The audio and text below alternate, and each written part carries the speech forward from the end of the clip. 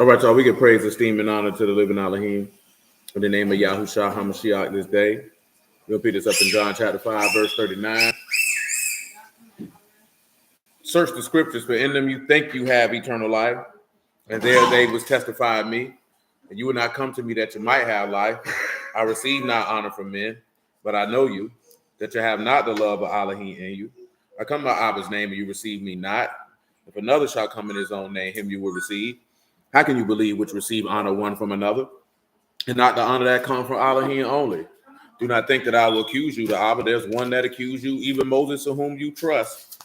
Had you believed Moses, you would have believed me, for he wrote of me. But if you believe not his writings, how shall you believe my words?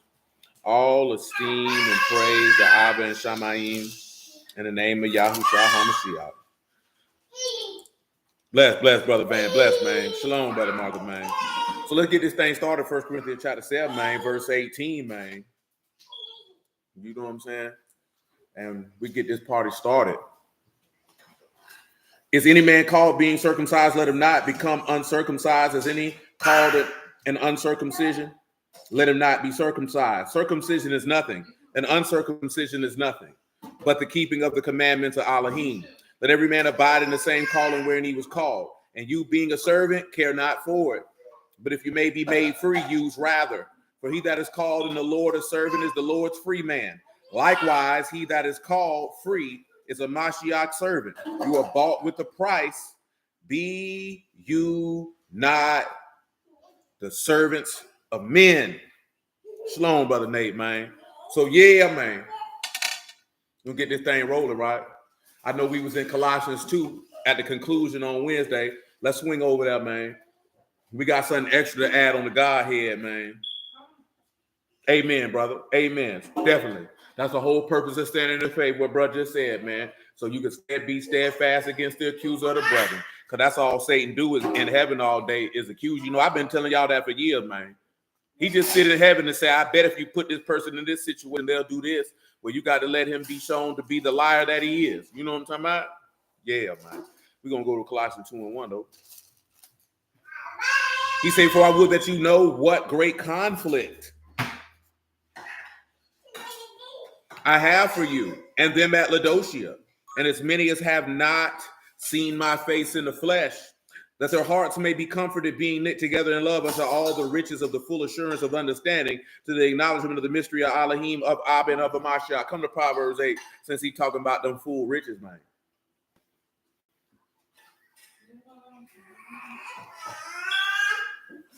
He ain't bothering you. Shalom, Mother Sharon. Let's hit the Proverbs 8, man. Probably about verse 15. That's civil right there. I'm gonna back you up, man, about verse 8 and 8 and 1, because it's something in Proverbs that I want to discuss. Shalom said, man. Do not wisdom cry and understanding put forth her voice? She stand in the top of the high places by the way, in the places of the paths. She cry at the gates, at the entry of the city, at the coming in at the door. Unto you, O men, I call my voice to the sons of Adam. O you simple and understand wisdom, and you fools be of an understanding heart. Because you around there trying to get some pie. Not no poutine pie. But some domino pie. Hell no.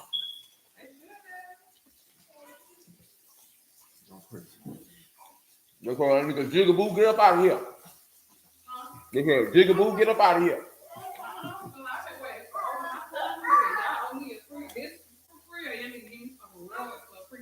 Shalom, Jay. Hold on.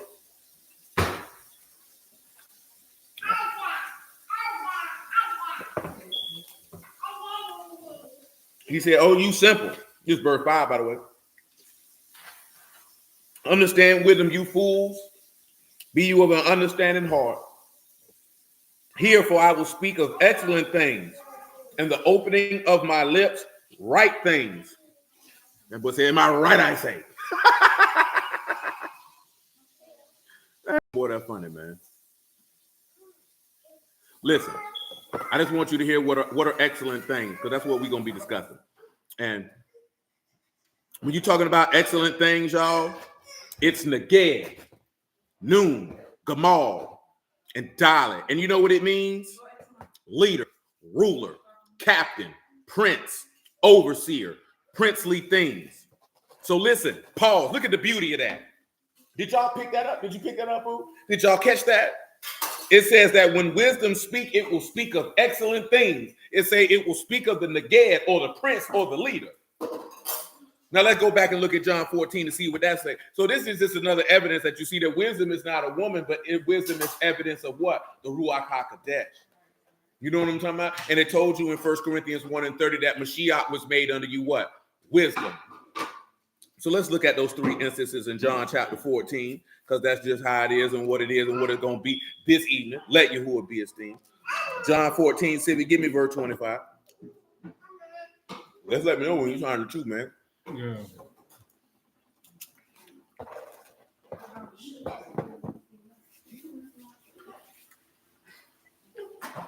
John 14, 25.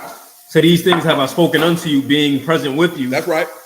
But the Comforter, the Ruach HaKodesh, whom the Abba will send in my name. What he gonna do? He shall teach you all things. He gonna do what? Teach you all things. What else he gonna do? And bring all things to your remembrance, whatsoever I have said unto you. Hold on, y'all. What's up, bro? What's happening?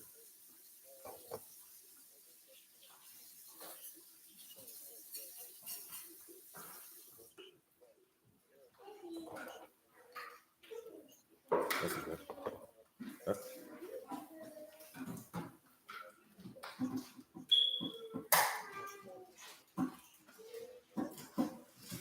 All right, that's shoot. I might get with you for a tea cleaning, but shoot. Let me finish. They hit me tomorrow.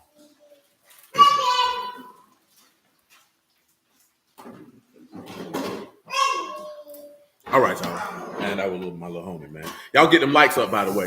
You slacking on your macking, man. You dipping on your pimping. Come on, read verse 26 for me one more time. Say, but the Comforter, just so y'all know, too, I only ask y'all to hit them like. That's for the algorithm. Because prayerfully, we about 200 subscribers short, and I can go live anywhere. You know what I'm saying? You got to be at 1,000. We at like 792. We get 208 more, and I can be a nigga anywhere. You know what I'm talking about? At any time. You know what I'm talking about? No, all jokes aside, though. But I can just go live, meaning that I could be somewhere. It ain't necessarily like y'all got to jump on there, but I could record something, shalom that, man. Or it could just be something where I get on there, whoever flood on there, if they got questions about certain stuff, you can ask them, get them answered right then, or whatever the case may be. It's just to give us more, a little bit more freeway or latitude. Amen. And amen. You know what I'm saying? So to keep that in mind, that's all. You know what I'm saying? It ain't no money thing involved with that. That's just more so. It's just more so the ability to go live. Because we used to go live on YouTube all the time until they changed the rules.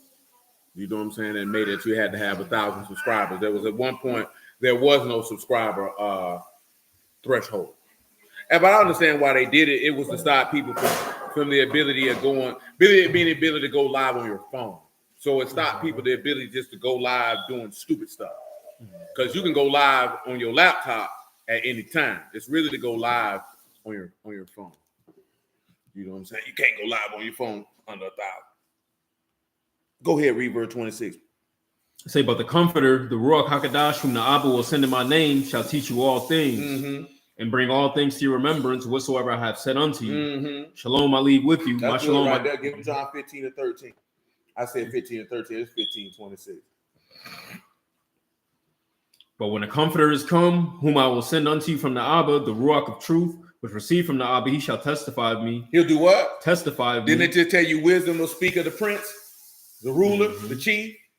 So when you see excellent things, it ain't talking about excellent like great. It's talking about excellent. It's going to be talking about the ruler. The ruler. You know what I'm saying? And when you see that Nagal, the Noon, the Gamal, and that Dalet, and you turn around and you see how the messenger was hung and it brought forth life, he's speaking of excellent things. John 16 and 13. Howbeit, when he, the Ruach of truth, is come, he will guide you unto all truth, for he shall not speak of himself, but whatsoever he shall hear shall he speak. He said he gonna guide you into all truth, John 14:6 on general principle.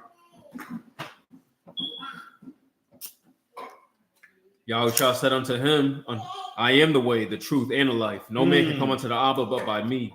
He the truth. That good. Let me come back to Proverbs 8. You good. I got Proverbs 8. You good. But chew while you can and can while you chew. So when you see that here in verse 6, here I will speak of excellent things. The opening of my lips shall be right things. This man is telling you that wisdom, when wisdom speak, wisdom is speak of the chief ruler. And that the opening of his safah is going to be right things. Right things is Meshar, mean, Yad, Shan, Raj. That means evenness, uprightness, straightness, equity. That which is right. You know what I'm talking about? So not only that, he's going to speak of that which is right and that of the leader. So that means that everything that the leader is going to do is going to be right. You understand? He said, for my mouth shall speak truth, and wickedness is an abomination to my lips. So when he tell you that his mouth is going to speak truth, his mouth is going to speak amah. It is going to speak about the faithfulness, the truth, the reliability, and the stability of the testimony and the instruction of the living Elohim. It's going to be a faithful word. See, pause. I'm going to come swing over here to Job 28, man. Let this nigga, he got to chew a little bit, man. Them people kept pizza, man. See, that was wrong with him. He wanted some pizza. No, I'm just messing with it. Proverbs, Job 28:12. Listen what he say, man. He say, but where shall wisdom be found, and where is the place of understanding? So where is the place that is going, where you be able to find the spirit that is going to testify of the leader? Because that's what you just seen, that it said that wisdom was going to do. That's why when people talking about wisdom is a woman, oh, no. Ain't no, unless you want to look at the woman being the body, being Yasharal, and Yasharal testifying of it. But see, that's where you turn around and you look at Adam, who was made by the hands of Elohim or the wisdom of Elohim, and he was testifying of the leader. When he said, man will leave father and mother and cleave to his wife, and they'll become one flesh. See, we were just talking to some brother about that, about some praise be to Yahuwah that y'all already know. And that was pertaining to Melchizedek, why the Lord gave away his mama. You know what I'm saying? I think we talked about that on Wednesday. You know what I'm saying? Gave away his mama, so that he could be without descent. So guess what? So that you could be without descent of an earthly father and mother. Remember what it said, these are the generations of Shamaim in Genesis 2. You want to be a part of the genealogy that's in heaven, not the genealogy that's written in dust. Oh, they don't want to hear that. People don't want to hear that. Verse 13, man. Man know not the price thereof, neither is it found in the land of the living. So Paul, the price of wisdom, you can't find it in the land of the living. Let's come on back to Proverbs chapter 8, man, verse 8. It said, all the words of my mouth, righteousness, nothing froward or perverse in them. They plain to him that understand, and right to them that find knowledge. Well, let's talk about it. What is plain? When we look at plain, it is nakoak, noon, ka,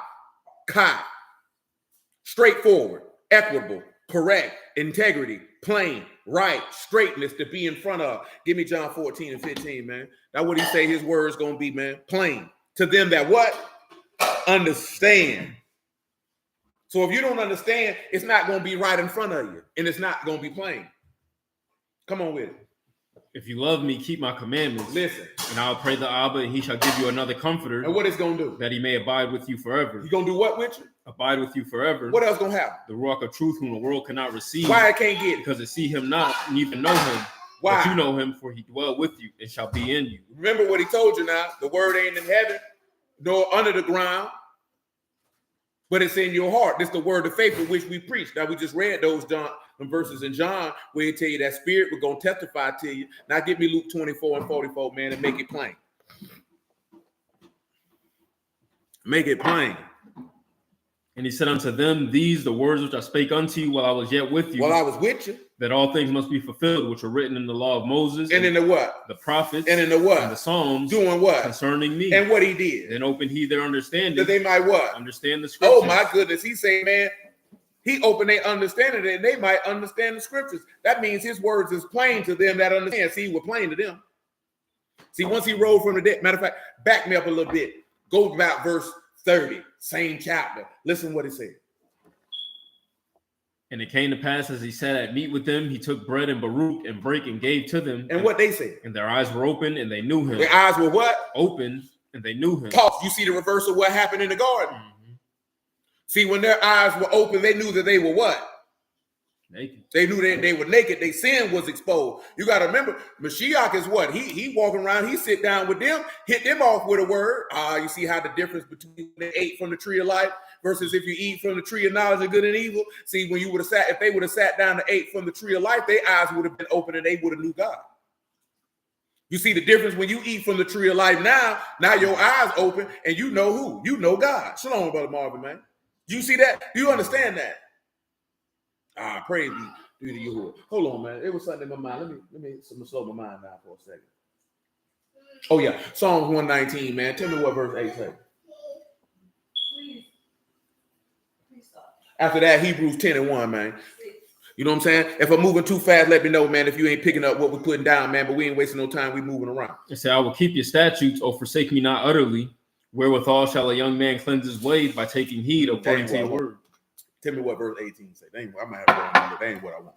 It say, open you my eyes, there it is, that I may behold wondrous things out of your law. Pause. Now, this see the difference, right? When their eyes were open, they behold sin. But now he asking if you open my eyes that I might behold. Tell them what wondrous is here, man.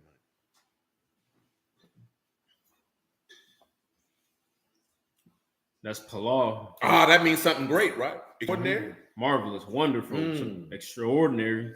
Don't y'all realize that when he opened up the scripture to him, back it up to verse 25, Luke 24, man. I just want you to understand the riches. This coming up from Colossians 2, talking about the riches of the mystery.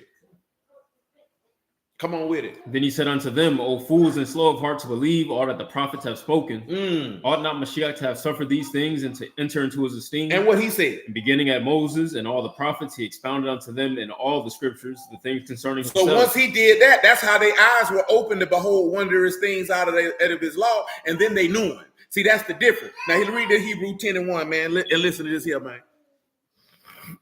For the law, having a shadow of good things to come, not the very image of the things, can never with those sacrifices which they offered year by year continually. See how the law was a shadow of things which was to come? Mm-hmm. So when we come back over here and I read this Job 28 and 12, where shall wisdom be found and where is the place of understanding? Men know not the price, neither is it found in the land of the living. Because you can't buy that. Y'all ever seen the Mac? That nigga say, nigga, can you buy? He says that 7 times. Nigga, can you buy that? Because that boy say, man, let me tell you something. That boy say, you ain't no pimp. You a rest haven for hoes. You know what I'm saying? See, a lot of these boys ain't no preacher, man. They a rest haven for sinners. You know what I'm talking about?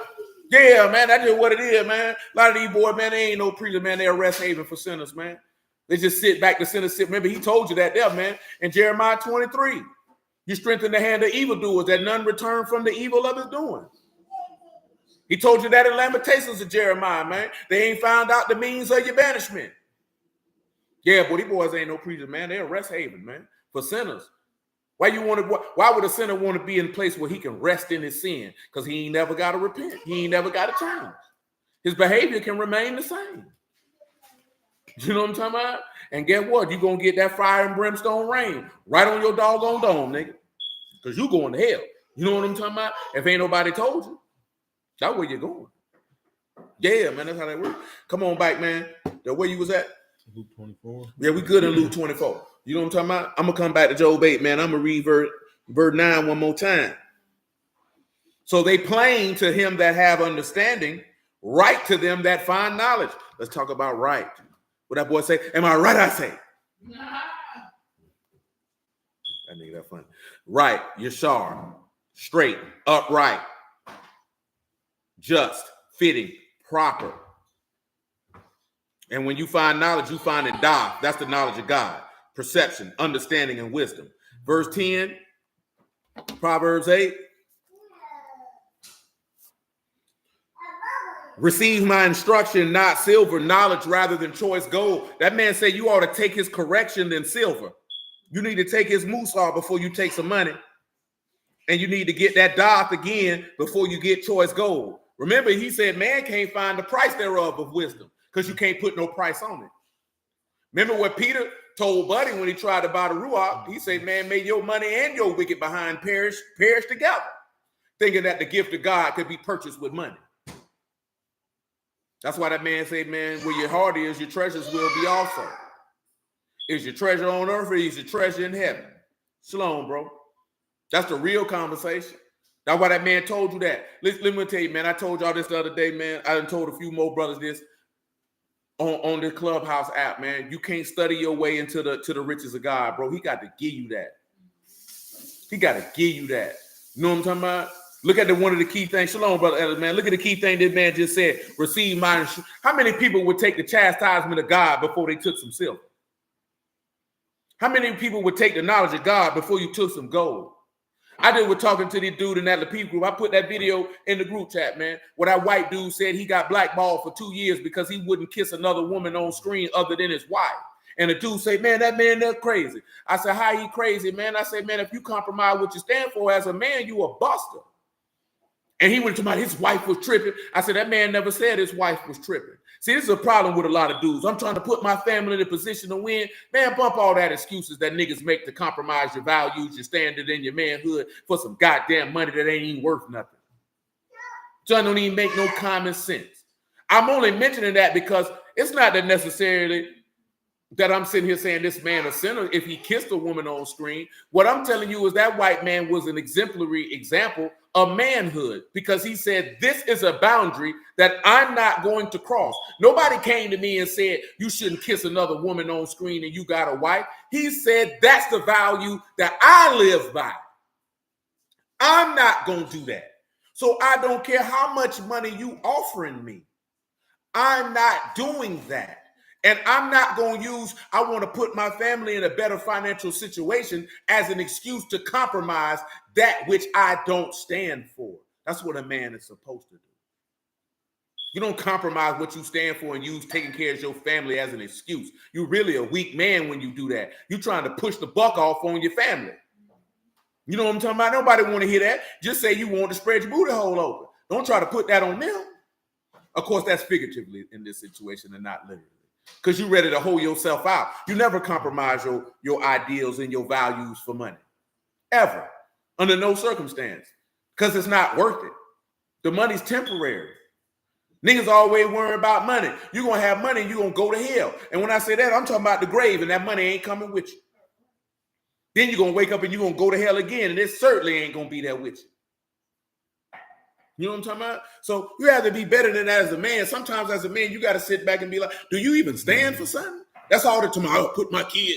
Man, nobody want to hear that. Nobody want to hear that. Because like I told him, well, if you'll compromise what you stand for on something small, you'll do it for something great. See, most people don't realize a little compromise here, a little compromise there. You really don't have any integrity. Especially when you're doing that for something in exchange. So for some money, for some, get it off. For some money, it ain't worth it, bro. And like I said, that was his personal decision to say, I'm not, that man said we could be in a movie scene and simulate killing 10 people. He said, but that's not real. You know, this man had a nerve to say he fake kissing. I said, you know, in the movies, they're not fake kissing. He putting his lips on another woman. He putting his tongue in another woman's mouth. And he has to simulate some level of passion in this embrace of kissing this woman. And this man said, my lips is only for my wife. I said, what type of nigga got a problem with that? So because he said he don't want to do that for some money, you got a problem with that? That don't speak to that man, that speak to you. Because as any man walking, nobody, you talking about, you ain't never heard Denzel's wife say nothing. I don't care about Denzel's wife. This man never mentioned his wife. That man said this is something that I'm not going to do. because I value what I promised to my wife. How can you call yourself a man and got a problem with what he had to say? I ain't had no problem with. I actually told the dude, who am I to tell him he wrong? If that man say that's a line I don't want to cross. Well, I respect you, brother, for being willing to be blackballed and lose out on a prestigious career that you dreamed your whole life and bust your behind to get into for your values and your honor. He's to be commended and respected, in my honest estimation. And if you think, and if you got a problem with that, you's a whole sucker. Straight like that. You's a whole sucker. That's what's wrong with the majority of men in the United States of America. You niggas don't stand for nothing. Somebody offer you a little bit of money and you with whatever. You know what I'm saying? And I already know that's what you see. That's what I told y'all, man. And I'm just using these people as an example because you know who they are. That's why when you ever see somebody have a discrepancy with Rick Ross, the first thing he mentioned is how much money he got. That lets you know you're not dealing with a man. That's your first go-to, especially when somebody is insulting your integrity as a man. And the only thing you could go to, I got more money than you. That lets you know that clearly this is not a man of any honor and integrity whatsoever, because the only thing you could go to is money. That means you really don't possess any intrinsic value as a man past your ability to produce resources. So why should I respect you? See, a lot of dudes respect other men just because they got money and not for who they are as a man. I don't care how much money you got. I ain't going to be in awe of you because you got money if you a buster. You know how many dudes when we were selling dope that they had money, them niggas was busters? See, when you get to your point as a man that you give dudes an ample amount of respect because they got money, you'll get on your knees and suck a wee-wee. You doing it figuratively, so you might do it literally. Because that's what you're doing. You know what I'm talking about? He got money. You sound like a groupie. You sound like you daydream about this man when ain't nobody looking. I ain't even being funny. I'm ever so serious because I done seen it too many times. I've seen it in the dope game. I've seen it in business. Hell, I've seen it in prison. You know what I'm talking about? Yeah, man, that junk is weird. All the way around the ball. You know what I'm saying? That junk is weird. You seen it with this situation, or whether you believe Cat Williams was telling the truth or not. The only reason why people say, oh, he hating, because you think everybody mad because somebody got some money. Because you goofy sucker buster behind niggas don't understand that sometimes respect and integrity is more important than money. You know what I'm talking about? It's you niggas who value money. So that's why you don't care what these men say or do. It's some men that they don't put money above honor and integrity. It's some men who don't. But most men do. Because the same stuff that they talking about, oh man, he hating on them boys. A lot of these boys, if they was in Kevin Hart position, they would let Shaq simulate anally molesting him also. A lot of these dudes will put dresses on too. You know what I'm saying? A lot of these dudes would have let Harvey Weinstein perform fellatio on them. Because all you cared about was the money and fame. And that's the beauty of Yahuwah. Because he say wisdom, you can't buy that. The Ruach HaKodesh, you can't buy that. That's the beauty of Yahuwah. So that means it don't respect the person. That means a rich man can't buy his way into it. He got to faith his way into it. You can't purchase your way into this. He don't care about how much money you grossed. That's not going to get you that right now. No, sir. Get him James 2-1 real fast.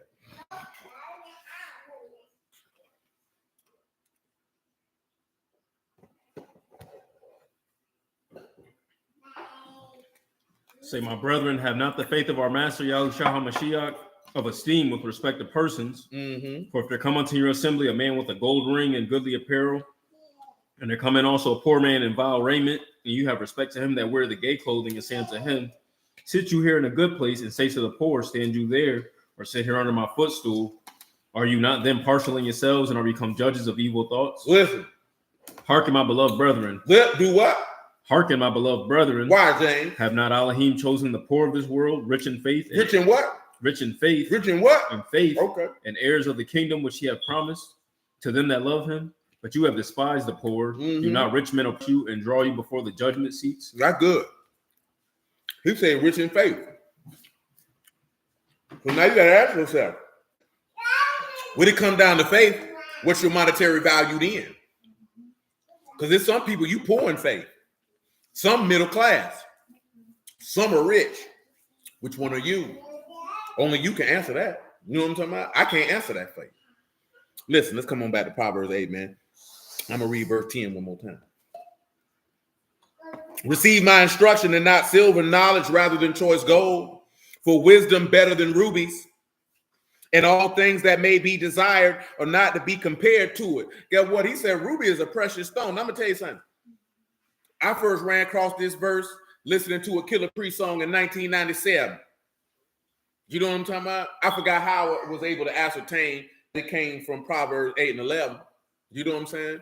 But I said that's wild to me. What that man say, boy, you can't compare that to nothing.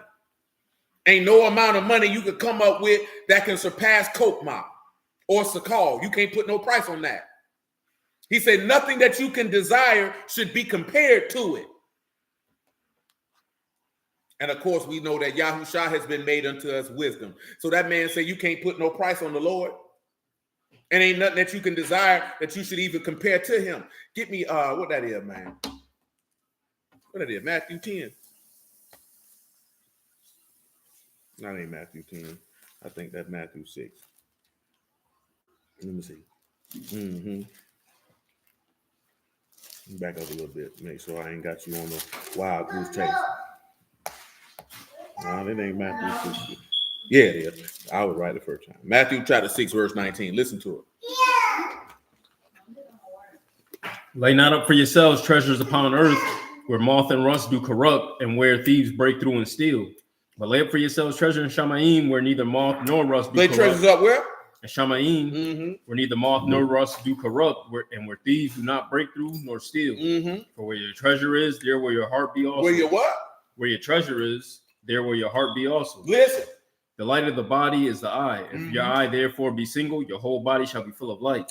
But if your eye be evil, your whole body shall be full of darkness. If therefore the light that is in you be darkness, how great that darkness. Woo! Give me Luke 16, man. Give me verse 9. Give me 8. When you sitting back, look at when he say not to be compared to it, that word is shabbat, to agree with, to be like, to resemble. Ain't no amount of money you can find you can resemble the wisdom. You can't get no amount of money that's gonna be able to resemble Yahushua HaMashiach. Ain't gonna be able to find it. You can't buy your way into this man kingdom. That's why you got to be careful. Them people tell my tithe, as it means that that's a benefit to your soul. You can't buy your way into this man kingdom. I'll be honest with you, just on general principle, tithing is probably one of the lightest matters. You know how we know this? Get a Matthew 23 and 23.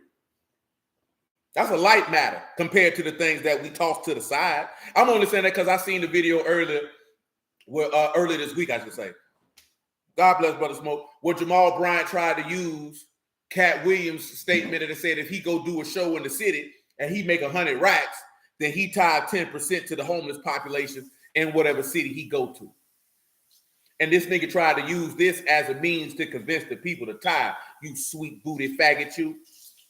That's why they ran that faggot nigga up out of Baltimore. You know what I'm talking about? He had to go down to Atlanta where Eddie Long was playing with Boy Booty at to get off what he had going on. And this nigga cheated on his wife. I don't even know why they listen to this nigga. This nigga's known, he is acknowledged and professed and confessed that he was smashing holes on his wife. That means you a begad, you a deceitful man, you're treacherous. What you gonna listen to you for? You would have been better off if you would have looked at your wife and said, hey, baby, I'm gonna sling some meat tonight. I'll be back. He wouldn't be able to say he was lying. Now, you could say he was lascivious. You know what I'm talking about? You might could say he was unclean. You might say he had an ordinary affection. But you wouldn't have been able to say he was begad, though, because he ain't tell no lies. He wouldn't have told her what he was finna do. You know what I'm saying? See, you got to get caught up. You don't get caught up on stuff. Well, polygyny is this. No, man. See, it's how you kick your game, brother. He still ain't get, just because you feel like you, see, the difference is if you say you believe in having more than one wife, if you went and smashed the chick and didn't bring her back to the house, then you violated the law. You say, tell you could do that. You can't give her the duty of marriage and not the food arrangement, you selfish, wicked bastard, you. You ain't bringing her back to the house taking care of her. See, that be the thing what I be wanting these dudes. If you smash this chick, was you gonna bring her back to the house to take care of her? Because if you were gonna bring her back to the house to take care of her, then you might have a leg to stand on. But you ain't bringing them hoes back. You leaving them at their house. And you playing booty tight with them. That's what you're doing. You know what I'm talking about? And it ain't right. I'm just mentioning this here for the hypocrisy of how dudes move, or how they'll try to use something to justify what they did, but you're not doing it in totality. Because if you're going to do it all the way. Walk in the house and say, baby, I just picked this other woman. I'm finna give her food and raiment and do their marriage. Or if you say you finna go trick, or whatever it is you call yourself doing, hey, baby, finna go out here and get me a hoe tonight. You finna get you a what? You heard what I said. You heard what I said. Why you talking? This my trick voice. I don't want to know who I really am.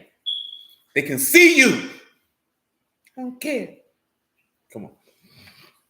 Say, woe unto you, scribes and Pharisees, hypocrites, for you pay tithe of mint and anise and cumin. He said you pay tithe of what? Of mint and anise and cumin. And what else they do? And have omitted the weightier of the law. He say, but you omitted the weightier matters of the law. What are those, Lord? Judgment, mercy, and faith. Now listen, right? He didn't listen what he said.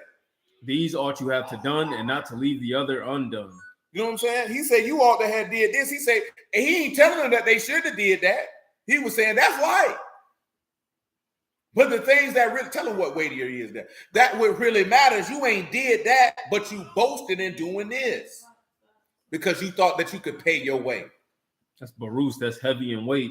The things of great importance. See, the reverse now is in this dispensation of time. Shalom, Eric, man. Because people say they don't want to pay tithes. That's another conversation. Who cares? I'm just saying, because we're not going to fixate on that. The light matters now is Sabbath days and no pork on my fork versus the judgment, mercy, and faith. See, the light matter he mentioned for them, for the scribes, was this. But in our time, it's I don't eat no pork. That's a light matter, brother. I keep the Sabbath. That's a light matter. I'm going to tell you something, man. The Sabbath has got to be the lightest matter to accomplish almost out of every law in there, man. There's nothing difficult about it. The difficulty come in for people is because you're selfish as hell, because you got 144 hours to do what you want to do. You got 144 hours. 144 hours. And niggas act like 24 hours of seeking that which is pleasing to Yahuwah is going to kill them. So that let me know that it kill you not to sin every day, which means you really don't believe the word, which means that's going, when the opportunity arises, you're going to fold up. Because you stress about a 124-hour period. 124-hour period. That ain't even asking for much. Look how righteous the man is. The man said, I gave you 168 hours in the week. I'm just commanding you to give me 24 of them. That way it's just me. But you know what the hypocrisy come in at? Is niggas will come in and say they want, what you call it? That ain't what they call that, John. Not me time, but what you call it when the word is escaping. You want quality time with a man or a woman, but you don't want to give none to the Lord. You hypocritical bastard, you. You want some man to be in your face and only be focused about you, or you want some woman to be in your face and only be focused about you, and that ain't even 24 hours. They want maybe 2 to 5. And you can't give your sustainer of life, your redeemer, your savior, you can't even give him 24. That kill you. Man, why we can't have sex on the Sabbath? Why is that on your mind? You know what I'm saying? Like, ask yourself the question when you hear people have that argument. Why is you even thinking about vagina on the Sabbath? Why that even enter into your mind? Look at me. Everybody know I watch football. Man, I be forgetting games on because it's not in my mind. Like somebody be like, oh yeah, you know them boy playing that stuff. Damn, I forgot about that because my mind ain't on it. Like I know they playing. Like going into Friday, like right now, I know there's games, playoff games gonna be on Saturday. But I'm probably not going to realize they own until I get an ESPN notification because my mind ain't on it. Like, I know they playing, but my mind ain't on it. I ain't fixated like, can't wait to watch the game. Man, if you seen one football game, you've seen them all. They might have different variances. The names might change, but the games stay the same. You know what I'm talking about? That's why the NFL promotes the shield over the players, because the players are interchangeable. The brand is forever. That's how they operate it. You know what I'm saying? To be 100% honest with you, that's how they operate it. Because they're going to have to swap players out. Players come in and out. At the end of the day, y'all not watching NFL football for the players. You know how we know? Because when certain players would have retired at another period of time, you would have stopped watching. You watch it for the brand. Like some of y'all too young. Some of y'all, if you were like, yeah, I love Lawrence Taylor, and when he retired, you ain't stopped watching the Giants. I love Joe Montana, and when he stopped playing, you ain't stopped watching the 49ers. Jerry Rice and his bald-headed self went from team to team towards the end of his career. Ain't nobody stopped watching. You ain't stopped. I ain't watching the Seahawks and the Raiders and the 49ers no more, and the Broncos. But Jerry Rice ain't playing. Tom Brady went in, niggas still kept cheering for the Patriots. It never stopped. You didn't stop.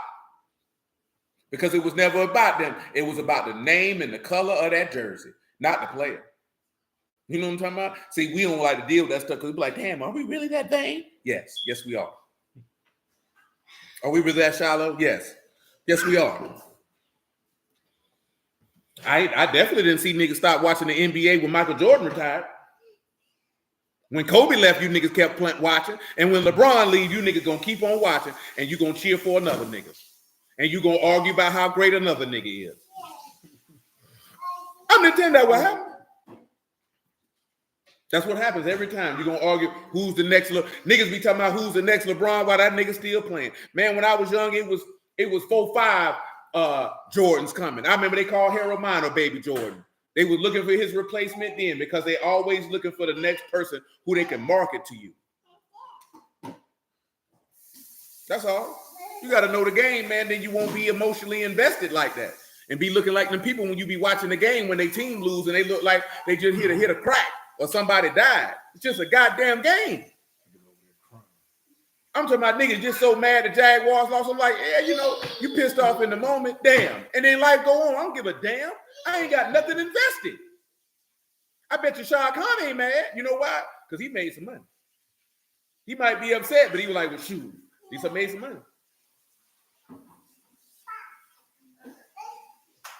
Nigga be burning jerseys, getting drunk.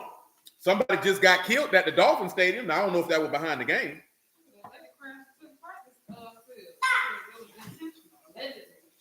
I've seen that. I thought they were gonna say she was drunk.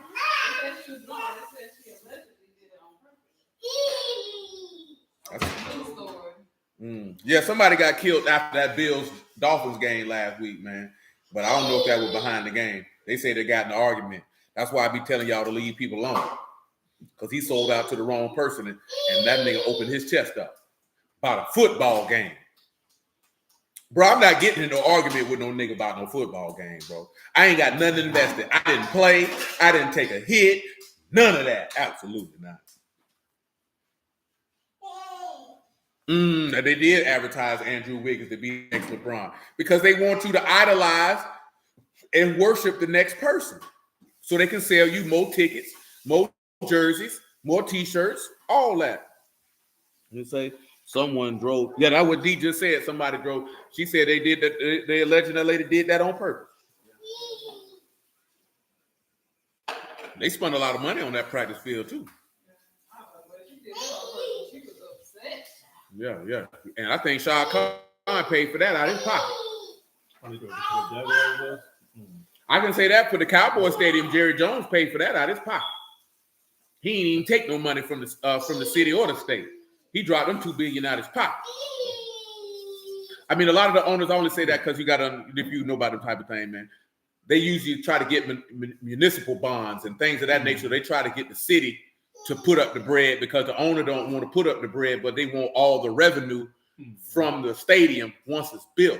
You know what I'm saying? Because a lot of people don't realize that's why they have all them concerts and all them extra events in them stadiums because the owner is trying to maximize the revenue. You know what I'm talking about? So,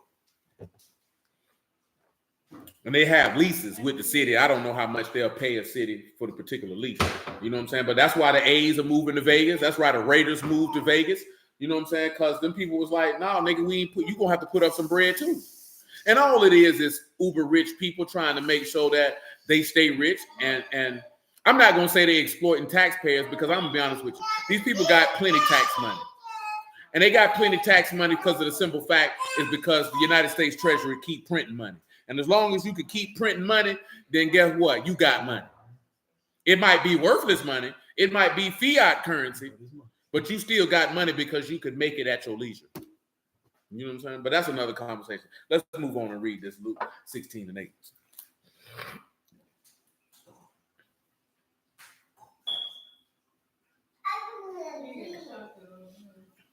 Saying the Lord commended the unjust steward because he had done wisely. For the children of this world are in their generation wiser than the children of light. Listen. And I say unto you, make to yourselves friends of the mammon of unrighteousness, that when you fail, they may receive you into everlasting habitation. Everlasting habitation. He that is faithful in that which is least is faithful also in much. And he that is unjust in the least is unjust also in much. If therefore you have not been faithful in the unrighteous mammon, who will commit to your trust the truth? That man say, man, if you ain't been faithful with another man's riches, who gonna give you the real riches, man? Ain't nobody finna give you nothing. Come on. And if you had not been faithful in that which is another man's, who shall give you that which is your own? No servant can serve two masters, for either he will hate the one and love the other, or else he will hold to the one and despise the other. You cannot serve Elohim and Mammon. One thing you have to realize, boy, you can't serve God and money. You can't. You can't do it. Ain't no way you can do it. That's why you shouldn't even be paying attention to people who say they got a lot of money, because these boys will sell their booty whole lot. I mean figuratively, for some money. What's going on, Misha? Go ahead. And the Pharisees also, who were covetous, heard all these things, and they derided him. And he said, they were what? Covetous. I mean, they were idolaters. Heard all these things, and they derided him. Y'all know that. Y'all done seen New Jack City. You remember what that old man said before he shot Nino Brown? Y'all remember what he said? Idolater, your soul is required in hell. And that's where he went to. Straight to the grave. And he said unto them, you are they which justify yourselves before men. But God know your heart. For that which is highly esteemed among men is an abomination in the sight of Elohim. That's what it is. Come on back, Proverbs chapter 8 now. Let's read verse 11 one more time. For wisdom better than rubies, and all things that may be desired are not to be compared to it.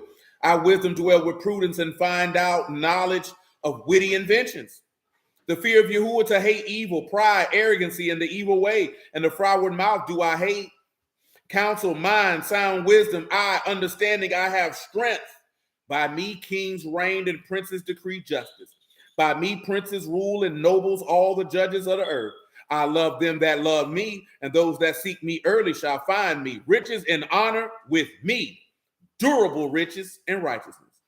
My fruit better than gold, yea, than fine gold. My revenue than choice silver. Go ahead and tell them what durable riches is, man. We done talked about it before. We're going to mention it again. I didn't want you to see what them true riches is, man. That man said that man rich is durable.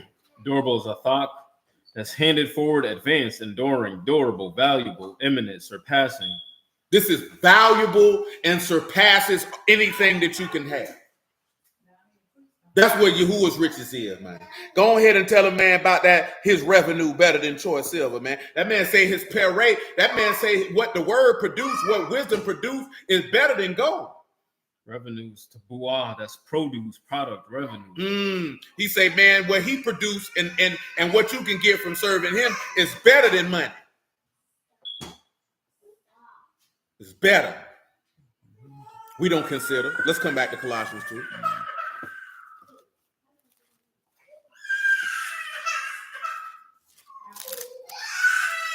So I was in verse 2, right? That their hearts might be comforted, being knit together in love unto all riches of the full assurance of understanding. So this is certified confidence, man. See, you could get these riches allow you to be certified in the assurance of the understanding to the acknowledgement of the mystery of Elohim and of the Father and of the Mashiach. You know what I'm talking about?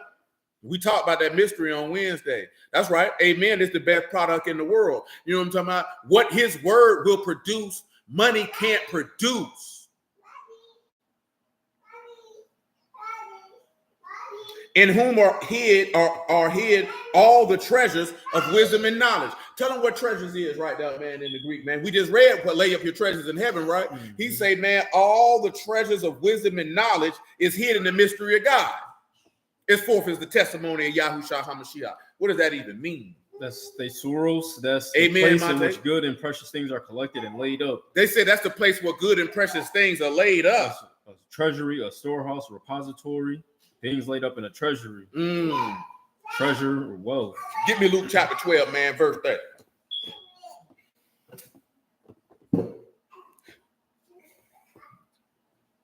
For all these things do the nations of the world seek after. Back me up to 27. Listen to the Lord, man. Consider the lilies, how they grow, and they toil not, they spin not. And yet I say unto you that Solomon in all his esteem was not arrayed like one of these. If then Elohim so clothe the grass, which is today in the field and tomorrow is cast into the oven, how much more you, O you of little faith? And seek not you what you shall eat or what you shall drink, neither be you of doubtful mind. Don't be of a doubtful mind. For all these things do the nations of the world He said, seek all after. these things do all the Gentiles, the nations, they seeking after all this natural stuff. And Listen to him. And your Abba know that you have need of these things. That man said, I already know what you need, baby. But rather seek you the Malkuth of Elohim. Seek the dominion of God. And all these things shall be added unto And you. I'll shoot that to you, baby. Let me just show you why he tell you that, man. 1 Samuel chapter 2, verse 8. Give me 7.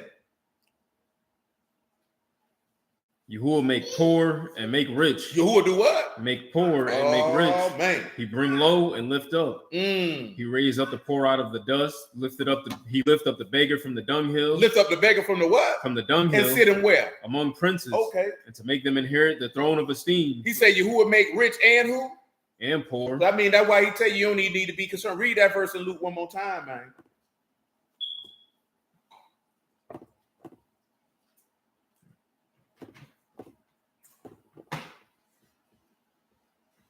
Luke 12 and what?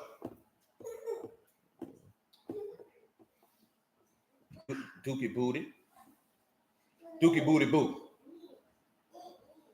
Ain't no more eat. Oh, you itch? Man, you learn words every day.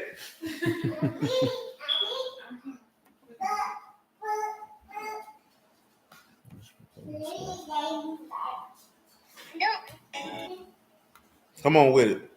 Luke 12 and what? Where you at, man? You moving slow, baby. Loading slow. That's always the phone fault. Never the caller. We in verse 32.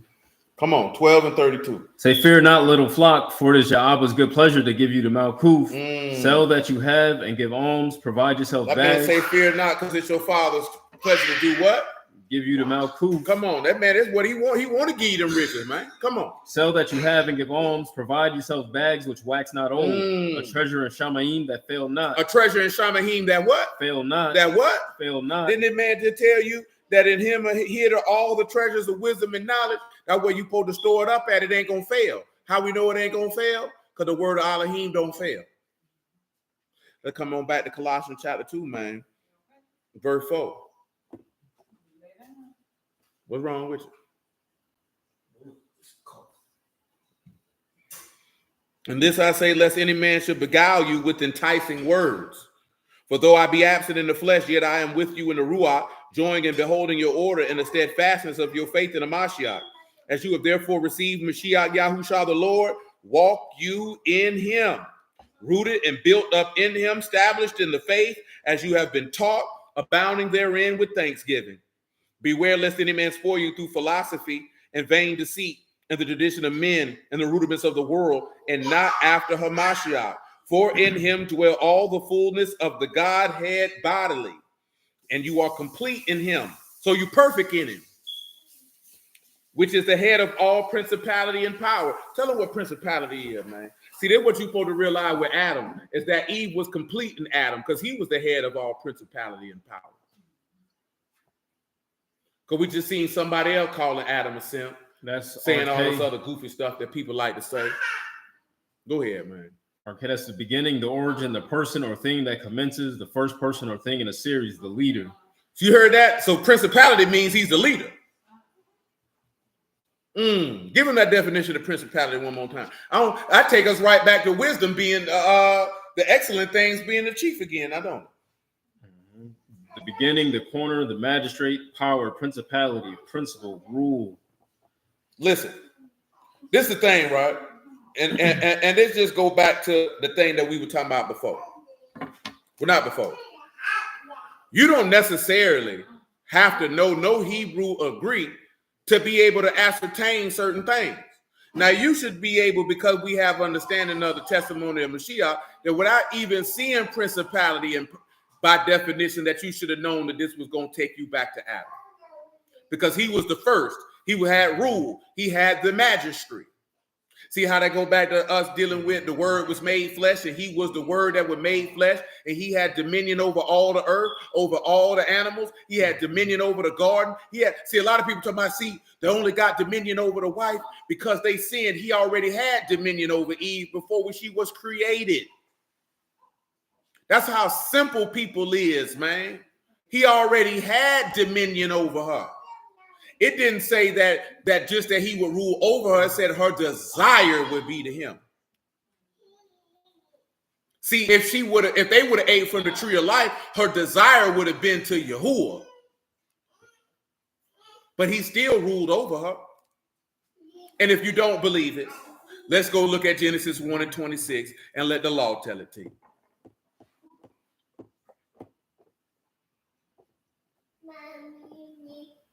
And Elohim said, let us make man in our image after our likeness, and let them have dominion over the fish of the sea. Let them have dominion over what? Over the fish of the sea. Tell them what dominion is in case they just want to say what let's just deal with that, man. Radah, that's to rule, to have dominion. To what? To rule. To what? To rule. To what? To rule. Okay. To have dominion, to dominate, to tread down. To dominate. To rule, to subjugate. To what? To subjugate. Y'all know what subjugate mean, man? That's the people to bring people under your authority. So that's why when you hear dudes and you talking about, oh, these women won't submit because you're trying to bring somebody who's not willing to subjugate themselves to your authority. Why would you do that? I just had a conversation with brothers last night. Stop trying. Brother had mentioned something. We didn't talk about this before, though. It's been a while, though. He was like, can you read anywhere where the Lord cared how them people felt about what he said? I said, of course you can't read. I said, y'all not looking at it in the aspect of how you should look at it. Just as a man, why would the Lord care what them people had to say? How many times did you read where the apostles say, Lord, we think they were offended by what you said? He didn't care. He didn't care because I don't care if you're offended or not. I came to preach the word, let it fall where it falls. Number one, he didn't care because I'm not trying to convince you of anything because I already knew I was right before I spoke. I already knew I was right before I spoke. So I don't have to try to convince you of nothing. As I told you many times before, most people argue and debate because they're trying to convince themselves. Because they don't really believe what they're saying.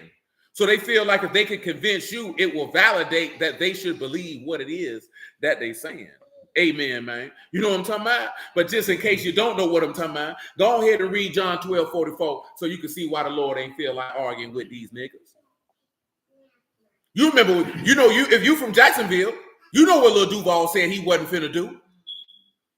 That means I ain't going back and forth with you niggas. And you ain't see the Lord doing it either. Go back and forth with you for what?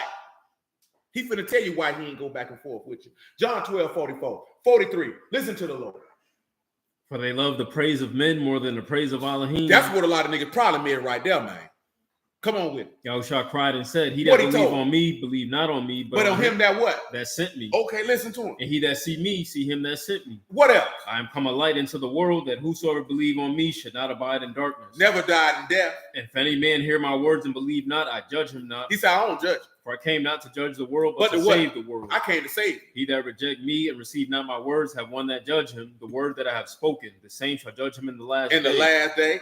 For I have not spoken of myself, but the Abba which sent me, he gave me a commandment. He said the Abba that sent me did what? Gave me a commandment. What I should what? Say. And what I should speak. And I know that. His commandment is life everlasting. So what I'm going to argue with you for? He said, man, John 6 and what did it say? And 59, man. You see why he ain't gonna argue with you? My father gave me a commandment what I should say and what I should speak. And I would know his commandment is life everlasting. So what am I argue with you for? Because that's what I told him, brother last night. I said, you think the Lord will be walking around the street arguing about what y'all arguing about? Binitarianism, Trinitarianism, oneness, modalist. You think he finna be out here talking about that? If you do, I know you going to hell. You think he finna be around here? Can the Gentile be saved? If you do, you going to hell. You think, like what I told the brother, like I said, he never said anything about the law. I say, why would he have to talk to these people about keeping the law and they were already doing it? Are you niggas that goddamn stupid? You think he would really have to talk to these people about not eating pork? They already knew not to do that. You think that he would be talking to these people about not keeping Sabbath and keeping feast day? They already knew to do that. But what they didn't know how to do was to execute judgment, mercy, and faith. These are the things that I delight in, saith Yahuwah. Ain't that what he told you in Jeremiah? That's what they wasn't understanding. What they didn't understand was to believe on the word. That's what they wasn't understanding. He didn't need to talk to them about not being a sissy. They already knew not to be a sissy, but they were being sissies anyway. They already knew not to be adulterers, but they was adulterers anyway. They already knew not to be liars and idolaters, but they were doing it anyway. So having the knowledge ain't what's going to stop you from doing it. What's going to stop you from doing it is having a heart that love and fear God. That's the only thing going to stop you. See, if you don't love God, ain't nothing going to stop you. You could be sitting right here listening to this live stream right now, cut this stream off, go in the bathroom, and put the lotion on every part of your body except the part that you shouldn't be putting it on. That's what that white man said. We were listening, he said, man, I ain't know nothing about no lotion. He said, man, whoever knew lotion was more for than just your penis. It's a white man. He said it's more for than just your penis. He said, black people go around telling each other, you ashy. Look at them ashy behind elbows. He said, I didn't know I was ashy until I was with this black woman and she took her finger and ran it so gently across my arm. She said, look at you, ashy. He said, nobody ever told us. You know what I'm saying? Well, Bill Burr benefit. You know what I'm talking about? But he ain't lying though. You got dudes that got lotion and black and ashy, and the only thing that is moisturized is their penis because they killing themselves every day. You wonder why they doing like this here. He ain't blind. He only blind he legally blind for about 30 minutes after every session. That's why he always talking about his phone don't work, talking about he been hacked because he got all them viruses from all that porn he be on his phone. And he just listened to a whole word. That boy say, boy, that boy was preaching. Yeah. Get this thing on, man. Let me get right so I can go to sleep. But all jokes aside, man, I told you before, man, I'm going to tell y'all this again. When you hear all these dudes always talking about Adam and Simp and these women this here, man, that's boys who can't get no women, man. They mad. See, some of y'all boys don't understand that thought process, man. You know what I'm talking about? Because you might have not had difficulty getting some type of attention from a woman. It may not always been the woman you wanted, but you might have had a little bit, you know what I'm saying? Hey, you know, I ain't never been hard up to the point where I was just, boy, some of these boys hard up out here, man, they mad. They mad. I just seen a dude say these sisters been in the truth 5 years, still ain't got no husband. That junk made me mad. I said, that's why I hate some of you niggas. That's what I said, you niggas worrying about the wrong thing. You coming in the word worrying about a husband or wife, your soul ain't even saved. You don't even know God. Why you worried about that? Because you thinking with your wee-wee and your coochie. And I said, and that's how y'all end up married to the wrong people. Because you were thinking with your loins, and now you married to a sinner.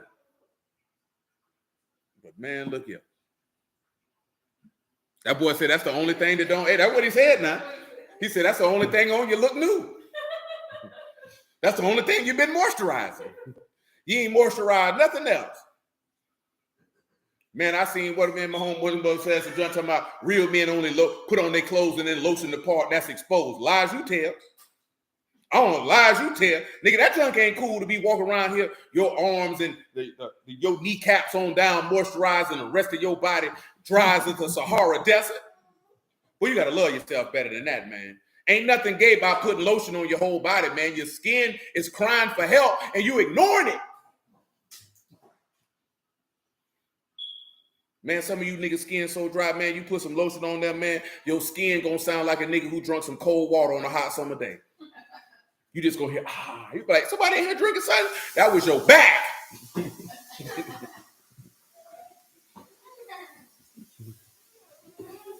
Put some lotion on, man. Some of y'all got wives, man. You can ask your wife to put your lotion on your back, man. Love yourself better than that, man. You only got one epidermis, nigga. Take care of it. You don't walk around here, got you 27 years old, skin look like you're 60. That's not cool. Man, I just seen a lady say, man, brothers, you know it's cool to condition and moisturize your hair. You know it's grown niggas around here don't moisturize their hair or their beard? Nigga. What's wrong with you niggas, man? Man, when I remember I got the prison man dude I was cool with, he was talking about something. I'm like, nigga, I did all that on the street. You talking about using the stringent and all? I'm like, nigga, I did that on the street, nigga. He wasn't saying like you wasn't doing it, but it was like niggas who didn't even know how to properly take care of their body. Come on, man. It sounds like some of you boys just jump in the shower, man, and take a military shower. You know what I'm talking about? Put a little bit of soap on the rag, hit up under your arms, hit your groin, and get out. Put your clothes back on. Putting cologne on top of funk. Don't live your life like that, man. It's too much information out here, man. You ain't got to do all that. Take care of yourself. God damn. Come on, man. I ain't never been on that. You know what I'm saying? I ain't never been on that. My mama and auntie told me better than that. I ain't never been on that. Say these things said he in the synagogue as he taught in Capernaum. That's good. We done with that. Come on to Colossians chapter 2. And I don't care who don't like what I said. Because some of you ladies probably don't wash good neither. You need to take care of yourself too. We done heard stories about some of these women don't wash good. That ain't acceptable for God. Listen to her. I let Paul tell it to you. Ruach tell it to you through Paul, man. 2 Corinthians 7:1. You know every now and then we got, because you know it's somebody walking around here on the Sabbath, booty funky. Having therefore these promises, dearly beloved, let us cleanse ourselves from all filthiness of the flesh and ruach. Let us cleanse ourselves from all filthiness of the flesh and ruach. Wash your funky behind, nigga. Wash your clothes too, nigga. And your drawers, nigga. And goddamn it, if them drawers and socks got holes in them, man, throw them holes, especially your drawers, man. Ain't no lucky drawers with holes in them, man. That means you wore them, you wore the crotch out, bro. They done. Y'all niggas get money, man. You could go, I know they ain't cheap, depending on where you go, because Walmart be taxing. You know what I'm talking about? But, man, y'all boy get some money, man. You go buy you some drawers now. $20. Hey, man, you spend $20 on a whole bunch of stuff you don't need. You know what I'm talking about? You need some fresh drawers, man. How you look like going to get up on your old lady, man? She like this here. It's a willow in the wind in your drawers, man. Come on, man. Shalom, friends, brother Francis, man. Say funk on the Sabbath is wild. You got to pull 24 hours. Hey, boy, I ain't saying none of y'all is. But I know, boy, it's a brew somewhere. That nigga say, man, you know, can't do no work. And that nigga ain't bathed, boy. He came up with something to rationalize in his mind to not wash his behind. You know what I'm talking about? I just had to tell little Muffin this the other day what my granddaddy used to tell me when I was little. I'd be like, man, I ain't, you like, boy, go take a bath. I ain't even did nothing. I ain't even went outside. And they say, you moved. That's enough. Go take a bath. I mean, because you know all little kids gonna do that because that's how they express it in their mind. If I ain't went outside and I ain't ran around, what I'm taking a bath for? Nah, granddaddy say, nah, boy. I wouldn't care if you ain't did whatever. You moved around. And they say, go wash yourself. You know what I'm talking about? I remember used to hearing dudes come up with how many days you could go without bathing. I'm like, damn. Of course, we were selling dope at the time. So, you know, that conversation a little different. You know what I'm saying? Because you might go a couple days before you go home. Some people can't go more than 24 hours without bathing. The funk start coming out. Shoot, some niggas go 6 hours. You like, damn, that nigga stink. You don't ever want to be the person that people walk by and be like, boy, that nigga always stink. You know what I'm talking about? You don't want to be that. You laughing. With girls, it's worse because they going to talk about you behind your back. Laughing and act like they're your friend.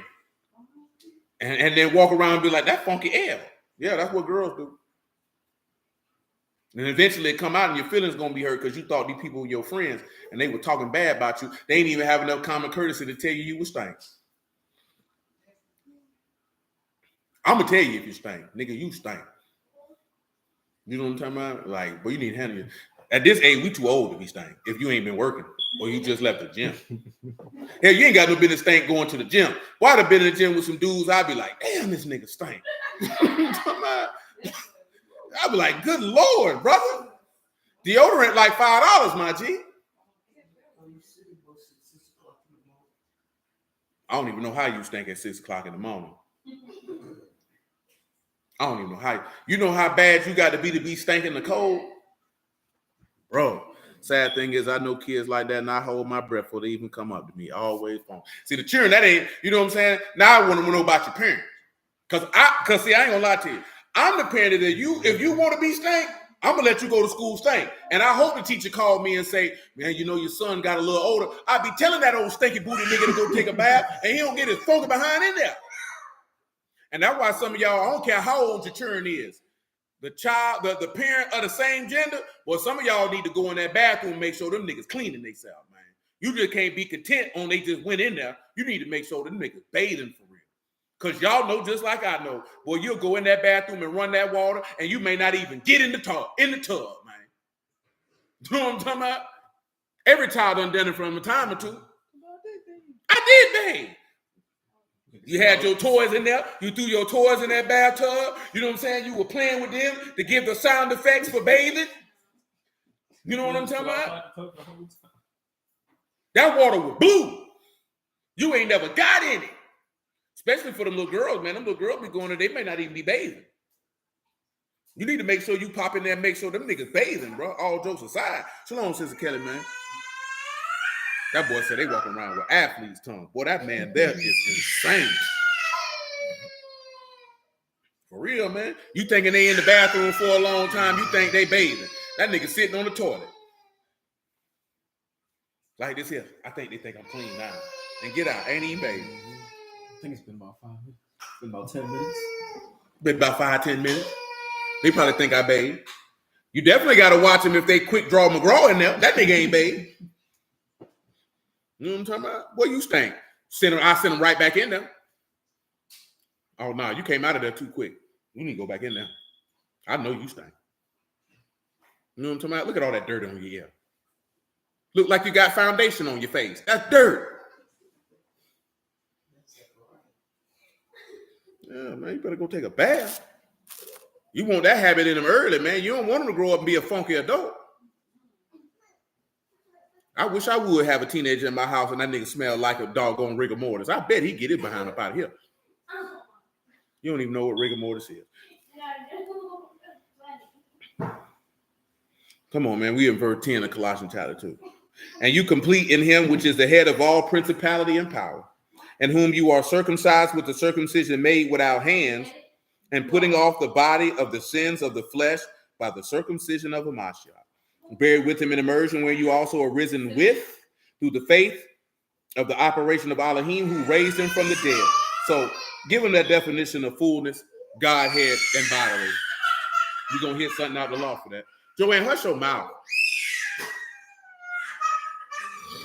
Fullness is pleroma, that which is has been filled. That which has been filled. And Elohim had the old taste of He gonna be Elohim God, the state of being God. The state of being God. Hey, hush your mouth. Bodily is bodily, corporally of the exalted spiritual body, visible only to the inhabitants of Shaman. Or the physical body. Okay, so let's look at something, right? What do you think you could see in the law an example of the fullness of the Godhead bodily? What do you think you would see an example of the fullness of the Godhead bodily?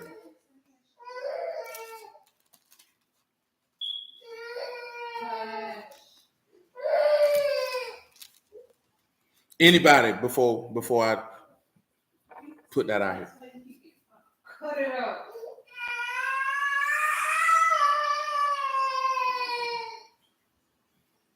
Well, I'll say Adam. No, you're gonna get that one on that one.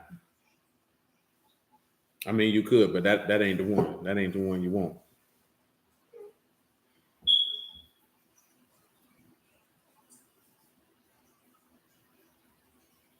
Give me John 10 and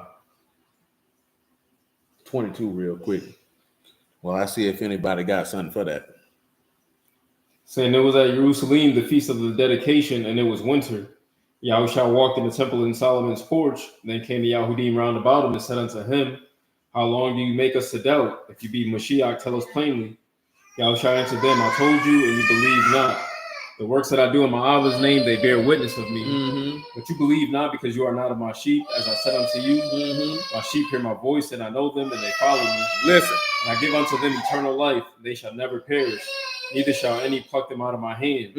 My Abba, which gave me, is greater than all. And you say my Abba, which what? Which gave me. Is greater than what? Than all. It's greater than what? Than all. Come on. And none is able to pluck out of my Abba's hand. Give me John 17, man.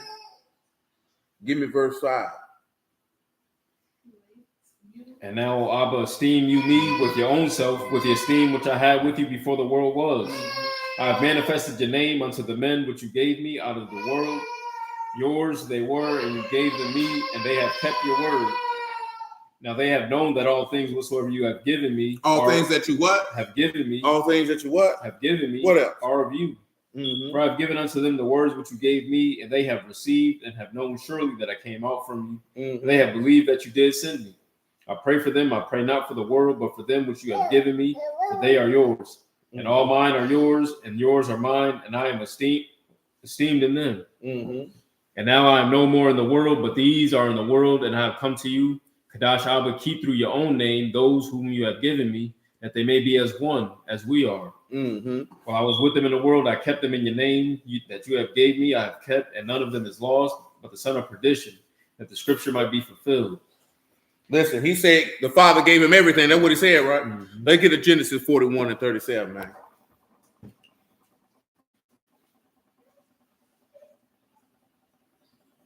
Remember, right? He said all principality and power, so that's chief, right? That which is first. Listen. And the thing was good in the eyes of Pharaoh and in the eyes of all his servants. You work reading like you sleep. And Pharaoh said unto his servants, can we find one as this, a man in whom the Ruach of Elohim? Can we find such as one as this who got the Spirit of God in him? And Pharaoh said unto Joseph, for as much as Elohim have showed you all this, none so discreet and wise as you. Tell him what discreet mean, man.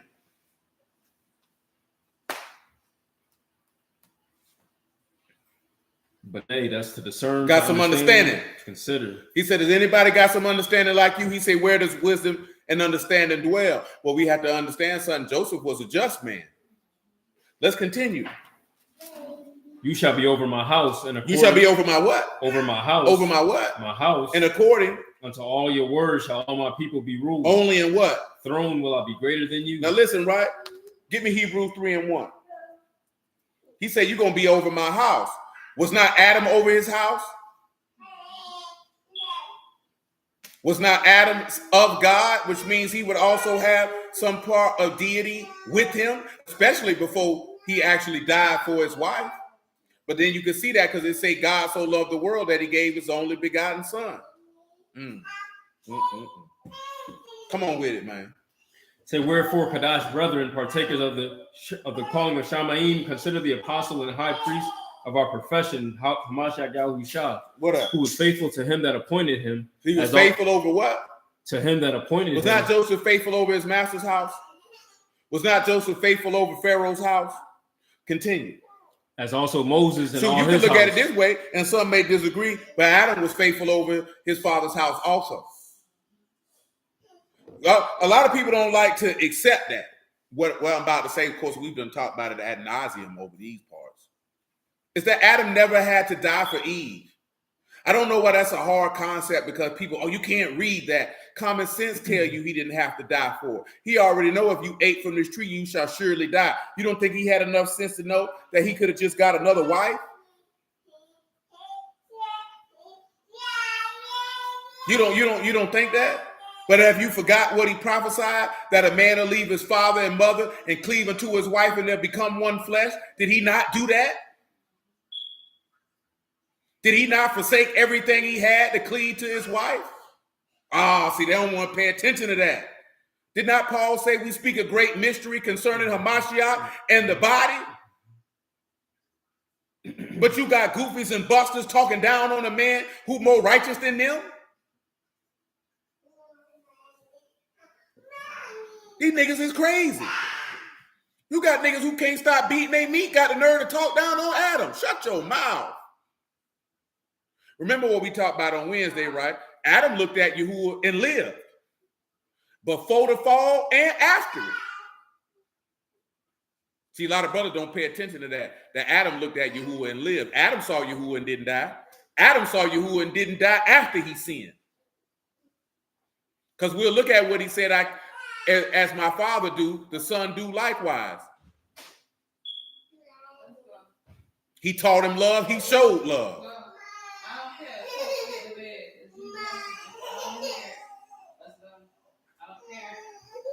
A lot of us don't want to pay attention to that because the love of God ain't in us. And like I said, a lot of people, you just really want to get in the gender war argument. A lot of brothers mad because you've been ducked and plucked by a lot of women. That's your fault for being a sucker.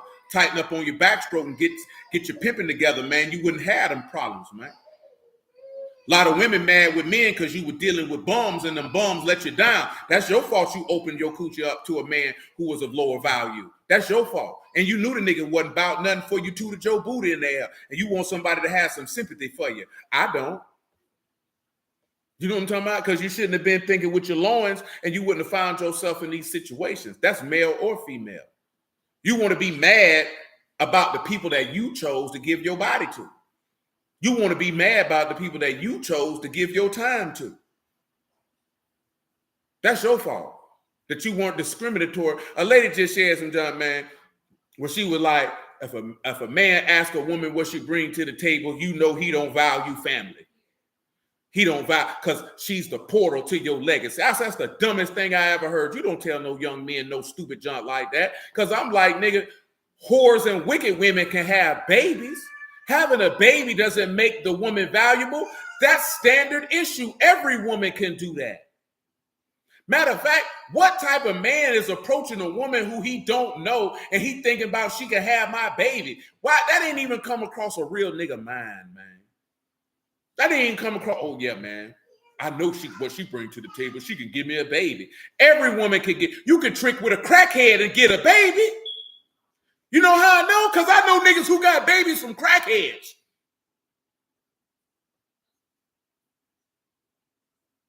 Like, come on, man. You don't tell no young man no junk like that, man. You let that young man know, truth be told, that, hey, your seed is the most valuable thing that you possess. You need to determine if that woman is even worthy to give your seed to. Because they all got vaginas. That don't mean that she got a vagina worth giving your seed to. That's why the man told you don't lust after a woman's beauty with your eyelid. But I'm gonna tell you something here. You don't never ask no woman what she brings to the table because you don't give a damn what she brings to the table. Because what she brings to the table might not add any value to you. You know what I'm talking about? You need to let her know what is required to sit at your table. And this is what I demand, and this is what I require. See, if you ain't built no table for yourself, then you ain't even got no business dealing or caring about no woman at that particular juncture of your life.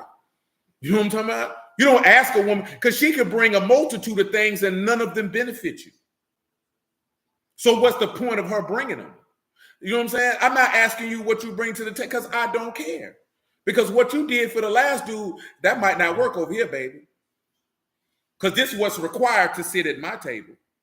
If you can't bring what's required to sit at my table, then baby, you can't sit here. And guess what? It doesn't mean that you're a bad woman. It's just like any other job interview. You're just not a good fit for this company.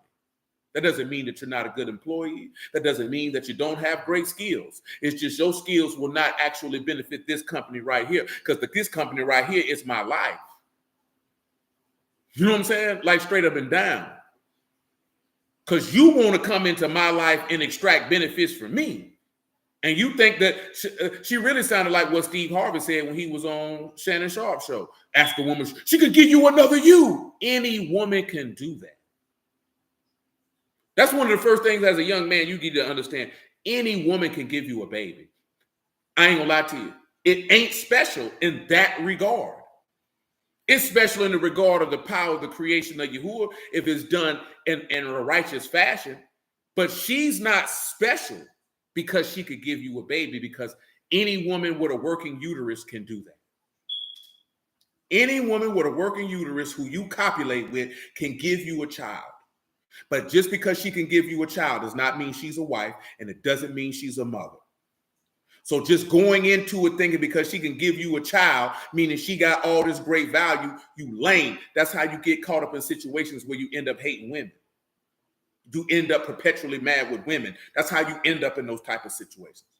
You know what I'm saying? Straight up now. What's that say? I heard a nigga say they can't see how Adam disobeying the father's command compared to Yahushua obeying his father's command dealing with. Because they carnal. Because they carnal. Shalom, brother Shaul. Yeah. He said that, but we ain't dealing with that. You know what I'm saying? I'm just mentioning the fact that when he said that she could give you another you. A prostitute can give you another you. Do you not understand that? Do you realize, remember when Judah laid with Tamar, he thought he was fooling with a prostitute. A prostitute can give you another you. You need to make sure the woman who's giving you another you is actually worthy to receive your seed. See, this is something that young men are not told. Your seed is the most valuable thing that you possess because that's the life of God resting in you. The life is in the seed. And that's the replication of you. That's you in your scrotum. That's a bunch of yous in there. The same way that you would not go plant seeds in infertile soil as forth as crops is concerned, you can't do that with a woman's womb. You can't. And if you as a woman is offended by that, that just might mean that you're not a woman who's worthy of a man giving his seed to. Because if you a woman who's not unworthy, then you understand fully because you wouldn't tell your son to put his seed in an unworthy woman. Just because somebody's a woman don't make her worthy. Just because someone's a man don't make him worthy. But see, nobody won't tell you that because you think it with your loins. And that's why that junk pisses me off. You've been in the truth 5 years. You ain't got, so what? If she got Yahuwah, that's all she needs. See, what a lot of brother problem is, man, is you ain't focused on what it is you need to do. You'll meet your old lady on the way. You know what I'm saying? You come across some women and you need to make sure that woman like you, man. You don't need to be around here convincing nobody to like you. If she don't like you, that's fine, brother. That's just not the woman for you. Because if she like you, she going to get down with what you got going on. If you got something going on. You ain't got to be talking about these women don't want this. Who cares what they want? If that's what she want and you ain't what she want, then guess what? She's just not the woman for you. Why are you focusing on those things that you don't like? Look here, right? Cat, we didn't mention that, but my man, Equality Fragrance, say this all the time about fragrance reviewers who talk about fragrances that they don't like. He said, why would I spend time making a video talking about what I don't like? I can just talk to you about the fragrances that I like. Why are you spending time talking about what you don't like in a woman? Who cares? Okay, all you can do, hey, these people behave. What you're supposed to do is say, somebody who behave like this young man, avoid that. But let's talk about what we do like. You know what I'm saying? You ain't gonna hear me talking about, I hate women with weaves. I don't, okay, so what we gonna keep talking about that for? I'm not gonna keep talking about that. I ain't gonna be talking about these women dressed like whores. Okay, and you still beating your meat to them. And you still chase, you can't talk about women dressed like whores and then you after that.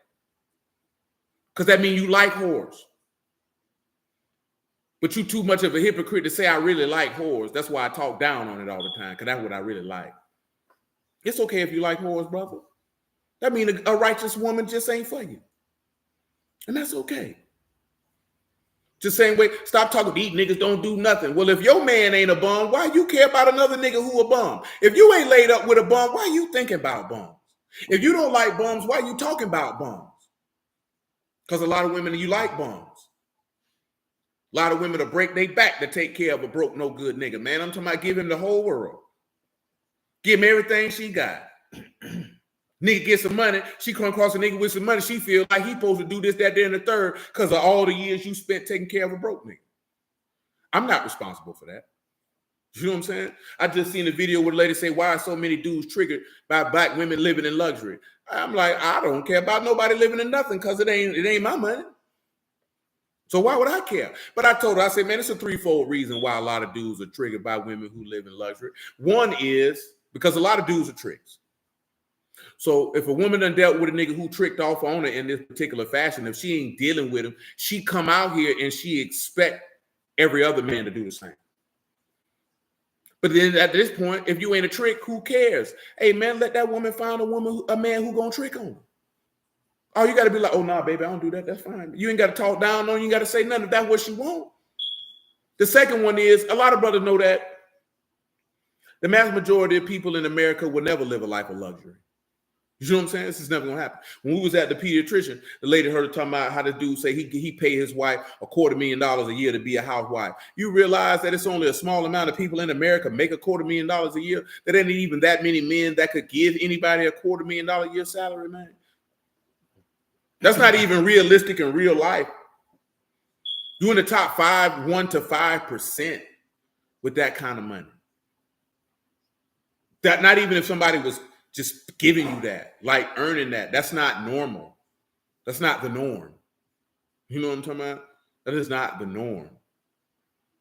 But people had that expectation, and most people will never gross that annually to be able to live like that. That's just the reality of life.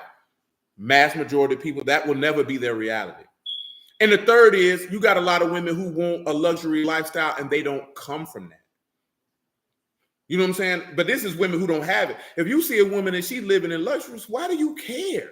That's that nigga money. If that's what he want to do with his money for, you don't even know if that woman earned that. You don't know what that woman doing for that man to do that. Maybe she ain't doing nothing. Maybe she doing a lot. Why do you give a damn? Why are you investing energy in what this woman got going on to the point that you want to speak negatively about how she lived? Do you not understand that that makes you look terrible as a man? That you really have a vagina and not a penis between your legs? Because as a man, you shouldn't care. It's not your old lady. Why do you care? Why do you care if he bought her a Rolls Royce? Did you pay for it? Are you laying in the bed with her? Why do you care?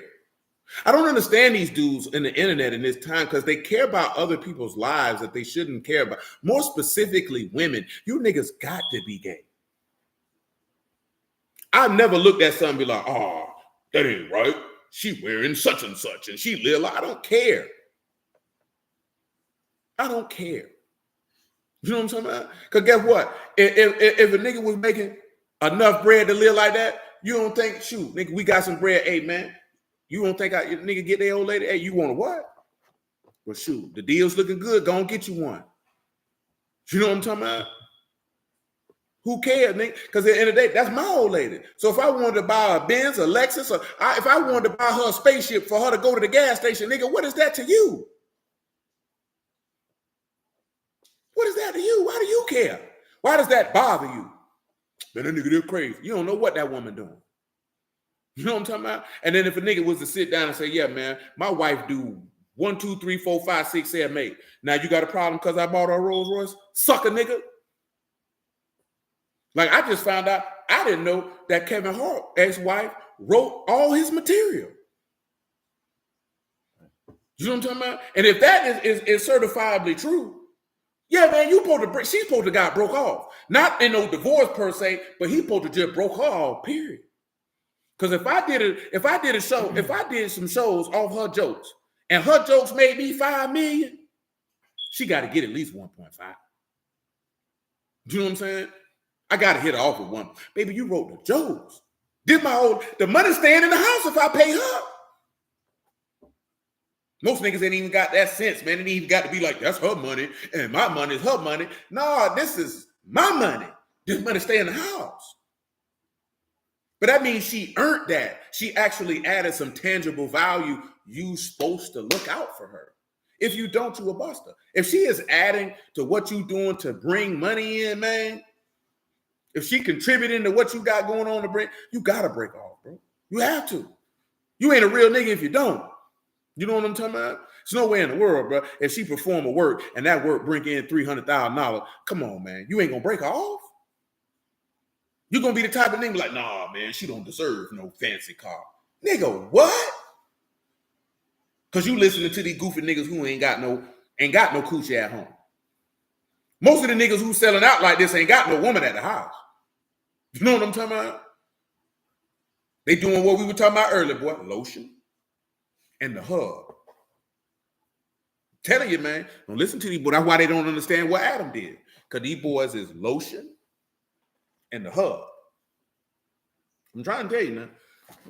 Come on, man. Read verse 38, 9 one more time. You ain't got to agree with nothing I just said. But listen, I'm telling you now, just pay attention. Some of these boys, man, I think some of these boys want these women to be poor like their mama would poor. I don't know what these niggas got going on. I'm just pulling up theory. I don't know. That junk weird, bro. Come on. Saying Pharaoh said unto Joseph, for as much as Elohim have showed you all this, none so discreet and wise as you. Come on. You shall be over all my house, and according unto your words shall all my people be ruled. Only in throne will I be greater than you. Wasn't that the word of Adam that everybody was supposed to be ruled? Only Yahuwah was greater than him. Come on. And Pharaoh said unto Joseph, see, I have set you over all the land of Egypt. I set you over what? All the land of Egypt. Did he not set Adam over all the land of Eden? Come on. And Pharaoh took off his ring from his hand and put it upon Joseph's hand. Now, see, that's the difference because he didn't take off his ring and put it on Adam's hand. Listen, what else he do? And arrayed him in vestures of fine linen. And put a what? A gold chain about his neck. And what happened after that? And he made him to ride in the second chariot. And what he said? Which he had, and they cried before him. Do what? Bow the knee. Do what? Bow the knee. Do what? Bow the knee. And what else? And he made him over all the land of Egypt. And Pharaoh said what? Joseph, I, Pharaoh, and without you shall no man lift up his hand or foot in all the land He of said, Egypt. without Joseph, can't nobody do nothing. Then Yahushua say, without me, you can do nothing. Go back to Hebrew 3:1. Do you see how the fullness, not saying that Pharaoh is God, but you see how the fullness of Pharaoh was in Joseph and all principality and power? You see how we could see that out of the law. And then we could kind of also see that with Adam. It was just some slight variations where Adam wasn't there completely in what we had on with Joseph, but it's the same token. So then you see this out the law, how Colossians come in because they were in the state or the divinity of God. They had the power and rule that God had. That's what Colossians is telling you about. As far as Godhead is concerned. Come on back. Where we was at? Oh yeah, Hebrew 3:1. I don't think we finished that in totality. Wherefore, Kadash, brethren, partakers of the calling of Shamayim, consider the apostle and high priest of our profession, Hamashiach Yahushua, who was faithful to him that appointed him, as also Moses and all his house. For this was counted worthy of more esteem than Moses, inasmuch as he who had built the house have more honor than the house. For every house is built by some, but he that built all things, Elohim. Moses truly faithful in all his house as a servant, for testimony of those things which were to be spoken after. But Mashiach as a son over his own house, whose house are we, if we hold fast the confidence and the rejoicing of the hope firm unto the end. That's good, right? So now, we're not going to do, y'all willing, we'll save one of the other Godhead conversations for tomorrow. But I need to get to one of the key points. So get me 1 Corinthians 7:20.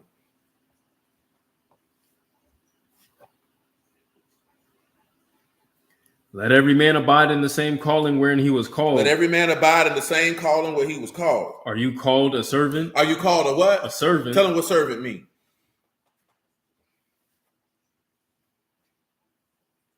Delos, a slave, a bondman, a man of servile condition. A man, a bondman, or servile condition. Are you called a what? A bondman? Listen. Care not for it. Care not for it. But if you be made free, if you be made rather. what? If you be made free, be what? Use it rather. Tell him what free mean here, man.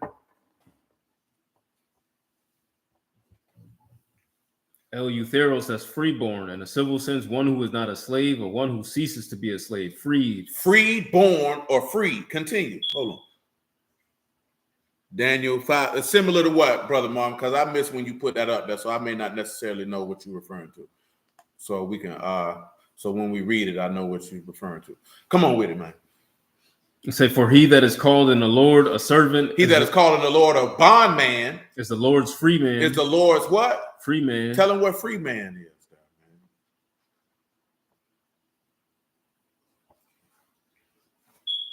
A Peleutheros, that's a slave that has been released from servitude, a free man. A man who's been released from servitude. Man, get him John 8:28, man. While y'all ponder upon that and consider. John 8:28. Then say Yahushua unto them, when you have lifted up the Son of Man, then shall you know that I do nothing of myself, but as my Abba have taught me, I speak these things. And he that sent me is with me. The Abba have not left me alone. He ain't left for me I do always those things that please him. I please my dad. And he spake these words. Many believed on him. They believed. Then said Yahushua to those Yahudim which believed on him. What he said? If you continue in my word, are you my disciples indeed? Are you my disciples? And you shall know the truth, indeed. and the truth shall make you free. Free. They answered him, we be Abraham's seed, and we're never in bondage. We wasn't in bondage to any nobody. man. How say you shall be made free? How shall you be made free? Yahushua answered them, truly, truly, I say unto you, whosoever commits sin is the servant of sin. Whosoever commits sin is a bondman to sin. And the servant abide not in the house forever. And a bondman don't abide in the house. And the son abide forever. The son abide forever. The son therefore shall make you free. You shall be free indeed. So if I can set you free from bondage, you shall be free from bondage. Get this Daniel 5:29, man. That broke out. Daniel 5:29. Then commanded Belshazzar, and they clothed Daniel with scarlet and a chain of gold about his neck, and made a proclamation concerning him that he should be the third ruler in the kingdom. Mm-hmm. And that night was Belshazzar, the king of the Chaldeans, slain, and Darius the Median Okay, I see what he's talking about. took the kingdom about 62 years old. Okay, that's good. Yeah, I see what he's talking about when he put the chain. Joseph. What he did to Joseph. So listen, you see how he said that about the bond man? He read John 8:30 one more time. Well, 8:33 one more time. They answered him and said, "We be Abraham's seed, and were never in bondage to any man. How say you, you shall be made free?" Mm-hmm. But Yahushua answered them, "Truly, truly, I say unto you, whosoever commits sin is the servant of sin. That's right. And the servant abide not in the house forever, but the son abide forever. Listen. The son therefore shall make you free. You shall be free indeed." Now read 1 Corinthians 7:20 one more time. Let every man abide in the same calling wherein he was called. Are you a servant? Care not for it, but if you may be made free, use it rather. For he that is called in the Lord a servant is the Lord's free man. Listen. Likewise, also he that is called free is a Mashiach's servant. Listen. You are bought with a price. Be he not. Said, now if you've been, he said, if you've been called free, use it rather, right? Mm-hmm. He said, but if you've been called a slave, let him make you free. Listen, what y'all think? How y'all gonna relate that to the law? How you gonna relate these two statements to the law that we just read, man? I'm gonna mention it again, man. I said it backwards. How you gonna relate these two things to the law? This man said, are you called a bondman? Care not for it. But if you be made free, use rather.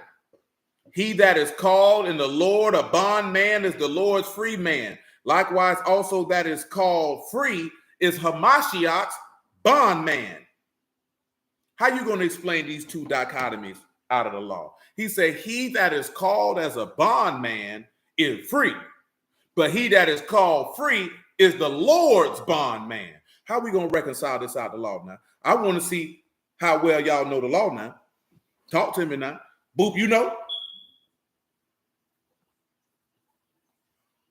I think I told her already.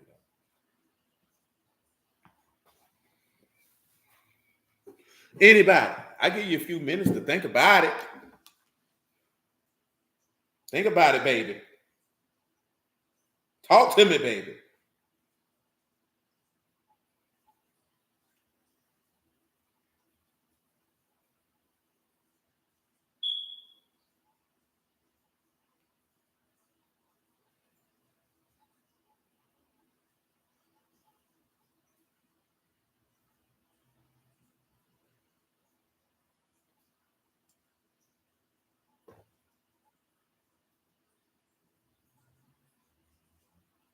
Y'all ain't got nothing for me? Talk to me, baby. Brother Marvin said Exodus 21:1. Come on, Sylvia, read that for me. So now these the judgments which you shall set before them. If you buy a Hebrew servant, 6 years he shall serve, and in the 7th he shall go out free for nothing. If he came in by himself, he shall go out by himself. If he were married, then his wife shall go out with him. If his master have given him a wife, and she have borne him sons or daughters, the wife and her children shall be her masters, and he shall go out by himself. If the servant shall plainly say, I love my master, my wife, and my children, I will not go out free, then his master shall bring him unto the judges. He shall also bring him to the door or unto the doorpost, and his master shall bore his ear through with an Now, Brother Marvin just used chapter 21 of Exodus. I was going to use Deuteronomy 15 for the same thing. So just hold what you got. I'm going to read the Deuteronomy 15-12. Listen. If your brother, an Abarim or an Abarim woman, notice it gave you both, be sold unto you. Come over there to that Deuteronomy, man. Give me verse 12 and tell them what sold me. Queen of Sheba commented on the quality of how Solomon treated his servants. Let me find it. Yes, sir. Sold is Makar to sell. To sell. Now give me what? Isaiah 52:3. Listen to that. For thus saith Yahuwah, you have sold yourselves for nothing, and you shall be redeemed without money. You sold yourself for what? For nothing. Tell them what nothing means, man. Shoot, you could tell them sold, man. See if it's the same word. That's my car. Nothing. And then not a kanam, that's freely for nothing without cause. You sold yourself for no reason. See, that's what a lot of people don't realize. Adam didn't sell himself for no reason. He sold himself for love. But see, you, with your sin, you sold yourself for nothing. You know what I'm talking about? For absolutely nothing. Give me Romans 7 and 14. Because he said he made man upright. Man sought out many inventions. See, this is the part we had to look at. The work of Adam eating the tree was wrong. But he didn't seek out a wicked invention. That's what people don't realize. That was not a wicked invention or a wicked thought of his mind. He sacrificed himself. Remember what it tell you? While we were yet. Just read me Romans 5 and 4 before you read that. I just let the book tell it to you, man. Because if Adam sacrificed himself and he ain't know no sin, then this is what he did. Romans 5 and 4, or giving you a folk, because then we just said the law was a foreshadow on the thing. Okay, I didn't want to make sure that would. Didn't the book say the law is the schoolmaster bring you? Okay, I didn't want to make sure that would have said.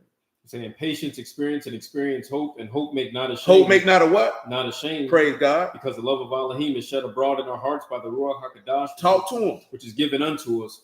For when we were yet without strength, in due time Hamashiach died for the ungodly. Was not Eve without strength? Didn't in due time he died for the ungodly? Did he not do that? Good God Almighty. 1 Kings 10 and 8. I got you, Nate. We're going to check it out in a second. Where I had you going after? Romans 7. Give me Romans 7:14, man. Make it 7:10, man. Tell me what it says. And the commandment which to life I found unto death, for sin taken occasion by the commandment deceived me, and by it slew. Wherefore the law Kadash and the commandment Kadash and just and good. Was then that which is good made death unto me? Elohim forbid. God forbid. But sin that it might appear sin, working death in me by that which is good, that sin by the commandment might become exceeding sinful. Listen.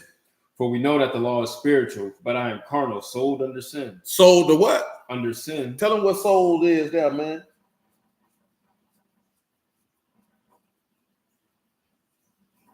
Pipros code as to sell, of price, one into slavery, of the master to whom to one is sold into slavery. So you see what, and you see how that goes back to John 8.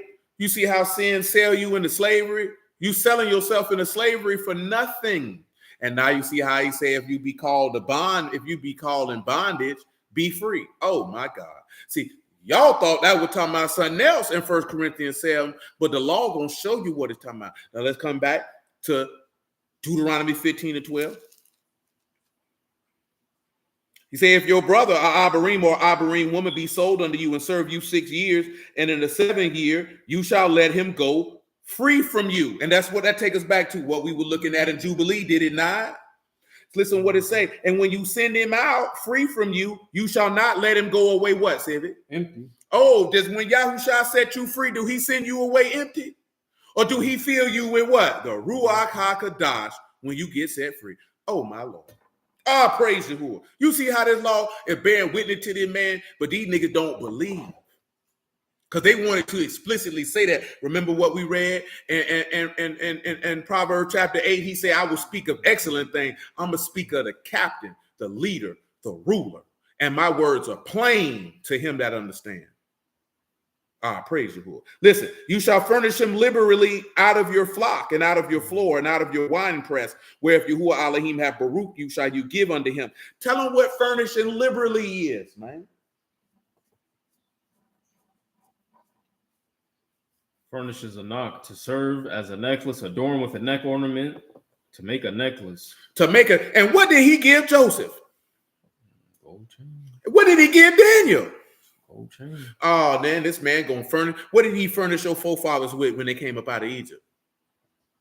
With jewels, did he not? Tell him what liberally is, man. The same word. He said, I'm gonna hit you off with some spoils. I'm not gonna send you out empty. So he's giving you gold. And remember what he told you was more precious than gold.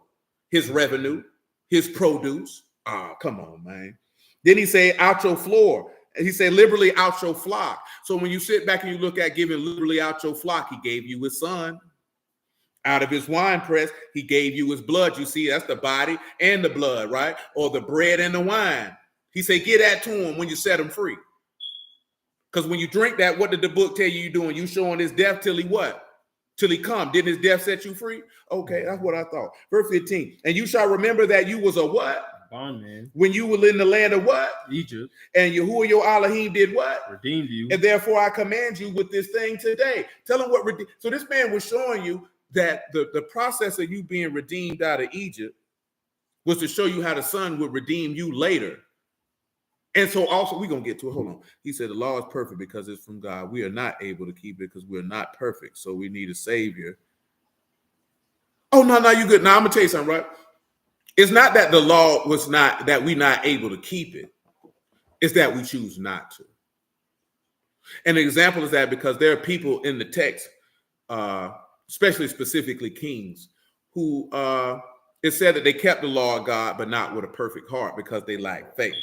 You know what I'm saying? See, we needed a savior to redeem us from the condition of death, which the law could not do. See, the law can't redeem you from death. The law can't give you life. So God had to come in the flesh and do that. You know what I mean? But as fourth is like that, yes, the law is perfect, but when you look at perfect, we can't look at it from an English standpoint. Because in Hebrew, what perfect means is to be complete and to have integrity. See, man didn't keep the law because the law wasn't able to be kept. Man had no desire to do it. And even still with Mashiach coming and redeeming us, a man still has to have the desire. Because if the desire is not present, then obedience will not be there also. You know what I'm saying? So I understand your point of view. It's not like I said, because even what you stated, wasn't nobody going to be like, no, that's wrong. No, we don't do that right here. We don't do that right here. You know what I'm saying? Yeah, we don't do that at all. We just try to make sure that an individual get some understanding.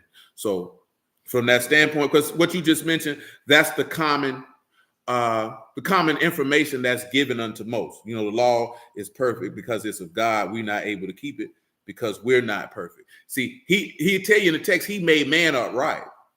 But see, man seek out many inventions.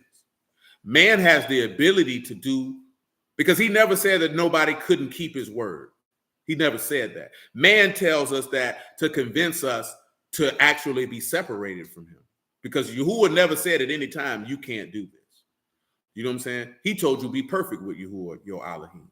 Man convinces us that we don't have the discipline to not lie, to not steal, to not hate your parents, to not murder, to not be a sexual, to not be a sexual deviant and all these other things. See, because most of the people who teaching us the word, they're doing these things. So they have to make you believe that you can't stop doing these things in order to cover up the fact that they're doing them. You know what I'm saying? Because we don't have to live in sin. We don't have to live that way. But see, the key component is on the back end of what you mentioned. We did need a savior. And the Father did send Yahusha to save us by paying in his own blood. But it was not because we couldn't keep the law. It was because you needed a redeemer, because whether you were keeping the law or not, you still were going to die. You know what I'm saying? You still didn't have access to eternal life. You still didn't have the ability to become the sons of God. You know what I'm saying? The law really, truthfully, had nothing to do with why the Son was manifested. Absolutely nothing. You know what I'm saying? The law is a bit player when it comes to that. I know a lot of brews don't want to hear that, but in reality, to the grand scheme, to the will of the Father in Shamayim, it's a very small role. Because John the Baptist's parents, they said they kept the law of God perfectly. You know what I'm talking about? But yet they still died. They still needed a redeemer to redeem them from death. So when we're looking at the bond man, when you commit in sin, we're looking at being set free. Because you're not only set free from the sin, you also set free from the consequence of sin. You know what I mean? So when you set free from that consequence, now the just live by their faith, and you're going to live according to the promise. And you're going to live Kadash, or holy, like the man said. You know what I mean? But nevertheless, where we at with it? Verse 16, he said, and it shall be, if he say unto you, I will not go away from you, because he love you, and your house, because he is well with you. You shall take a awl and thrust it through his ear unto the door, and he shall be your servant forever. And also unto your maid servant shall you do likewise. It shall not seem hard unto you when you send him away from you, for he has been worth a doubled hired servant and serving you 6 years, and Yahuwah your Elohim shall baruch you in all that you do. So when you look at him, you taking that awl and boring it through your ear. Get me Jeremiah 6. What it is, 6 and 10. Yeah. And I'll read the other part of this, because Brother Marvin mentioned the same law. It's just got different information in it. The one in Exodus got a few more verses than the one in Deuteronomy. Tell me what Jeremiah 6 and 10 say. To whom shall I speak and give warning that they may hear? Mm-hmm. Behold, their ear uncircumcised. Their ear is what? Uncircumcised. So when you look at that all going through the ear of the person who don't want to leave their master, it's because they wanted their ear to be circumcised. I love you. I want to stay here with you. And they cannot hearken. Behold, the word of Yahuwah is unto them a reproach. They have no delight in it. Listen, let's look at John 6 and 63, and you can see how Peter was like, you know what? I love my master. I'm going to stay here.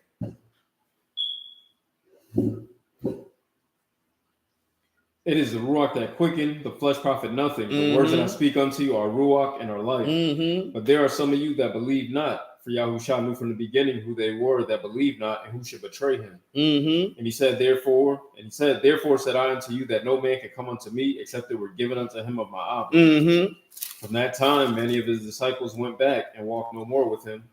Then said Yahushua unto the 12, will you also go away? And what Peter said? Master, to whom shall we go? You have the words of eternal life. And we believe and are sure that you are that Mashiach. He said, where we going to go? You got the words. I'm going to stay here with my master and be his bondman. See, look at it. Let me find what a pistol letter I want. Because Paul mentioned this.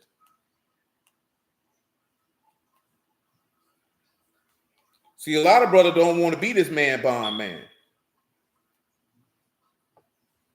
You know what I'm talking about? Because a lot of these niggas is ugly as hell. Hold on, that ain't it. I can't remember what he said.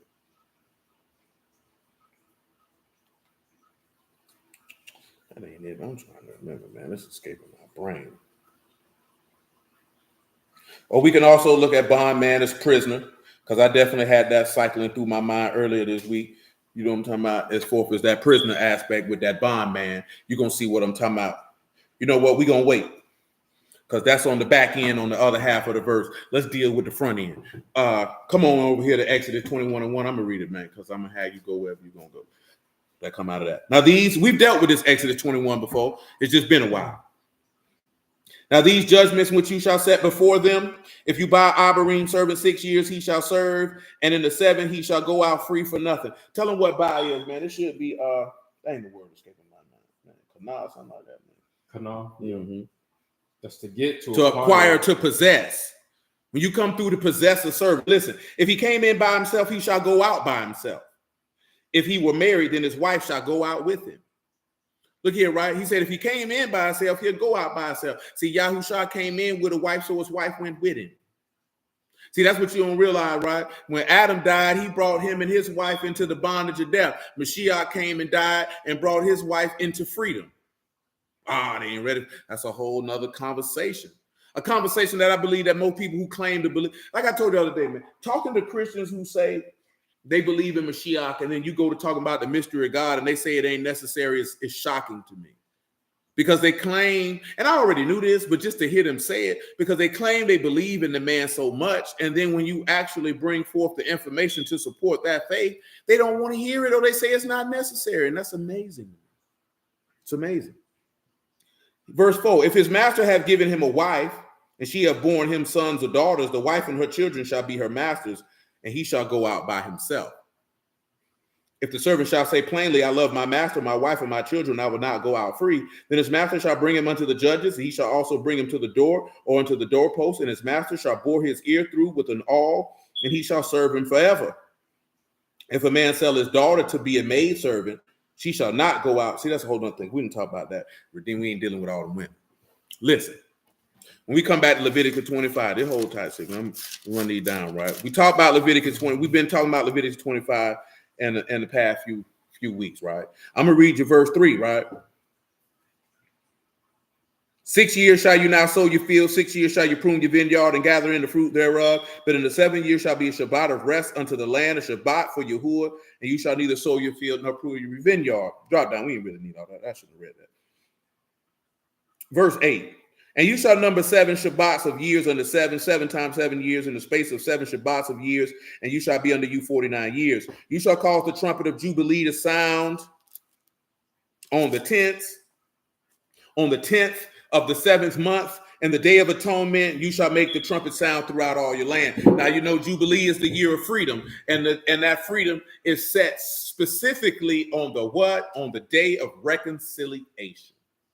Now, one of these things I think we talked about it before it came to my mind a couple weeks ago. We just ain't working in right.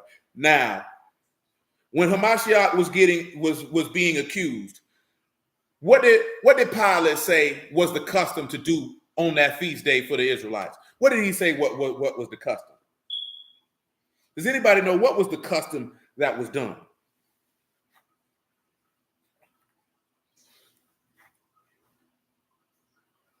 What custom did Pilate say it was customary for them to do on that feast day? Anybody know? Nobody? Don't nobody know, man. That's unfortunate.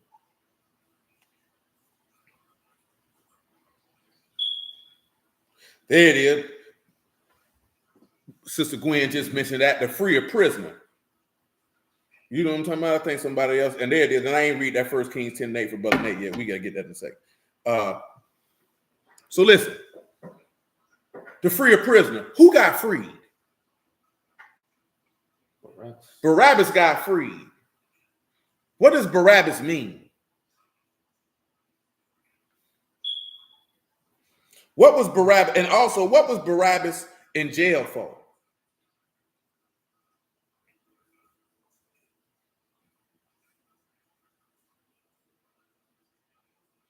What does Barabbas mean? That's right there. He was a murderer and also was causing an insurrection. That's right. Son of God, or son of my father. So according to the law, what was Barabbas? Don't think about Numbers 35, by the way. According to the law, what was Barabbas? Now remember, we thinking about, yes. Oh, that's right, but that's you. We asking another question that might be around past the scope of your understanding at this juncture of your life, baby. So now we got to look at what did Barabbas represent in the law, and it's not Numbers 35.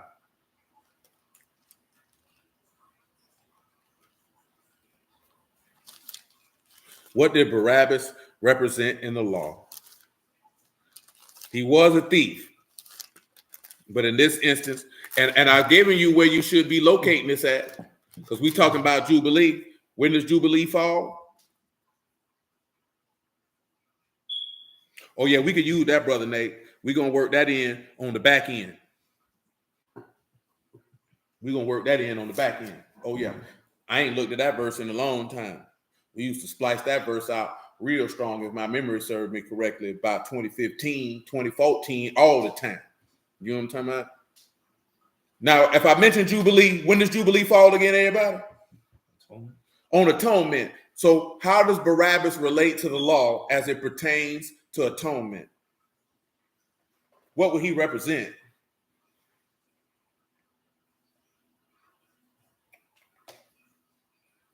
On atonement, what animal you got to have two of?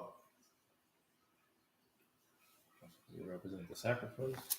You got a lot of sacrifices on atonement. You got to narrow that down, son. Come over here to Leviticus 16, man.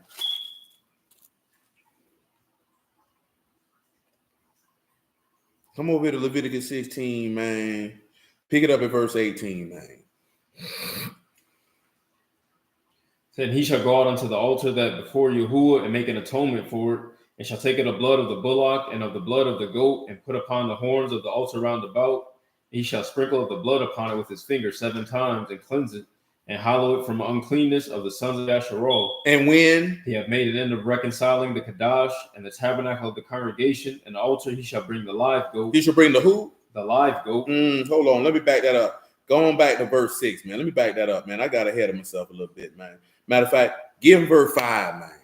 I got ahead of myself a little bit. And he shall take of the congregation of the sons of Yasharah 2 kids of the goats for a sin offering, and 1 ram for a burnt offering. And Aaron shall offer his bullock of the sin offering, which for himself, and make an atonement for himself and for his house. And he shall take the 2 goats and present them before Yahuwah at the door of the tabernacle of the congregation. And Aaron shall cast what? Lots upon the 2 goats. One lot for who? Yahuwah. And 1 lot for the what? For the scapegoat. Tell him what scapegoat means. He say 1 goat for Yahuwah, and 1 goat is a scapegoat. As a zeal, that's entire removal of scapegoat. An entire removal. A zeal, an entire removal. Continue, good sir. And Aaron shall bring the goat upon which Yahuwah's lot fell and offer him a sin offering. So the lot that fall on Yahuwah, that one gets sacrificed. Listen. But the goat on which the lot fell to be the scapegoat shall be presented alive before Yahuwah to make an atonement with him. That one going to be presented alive to make an atonement and to let him go for a scapegoat into the wilderness. To let him what? Go for a scapegoat into the wilderness. To let him go.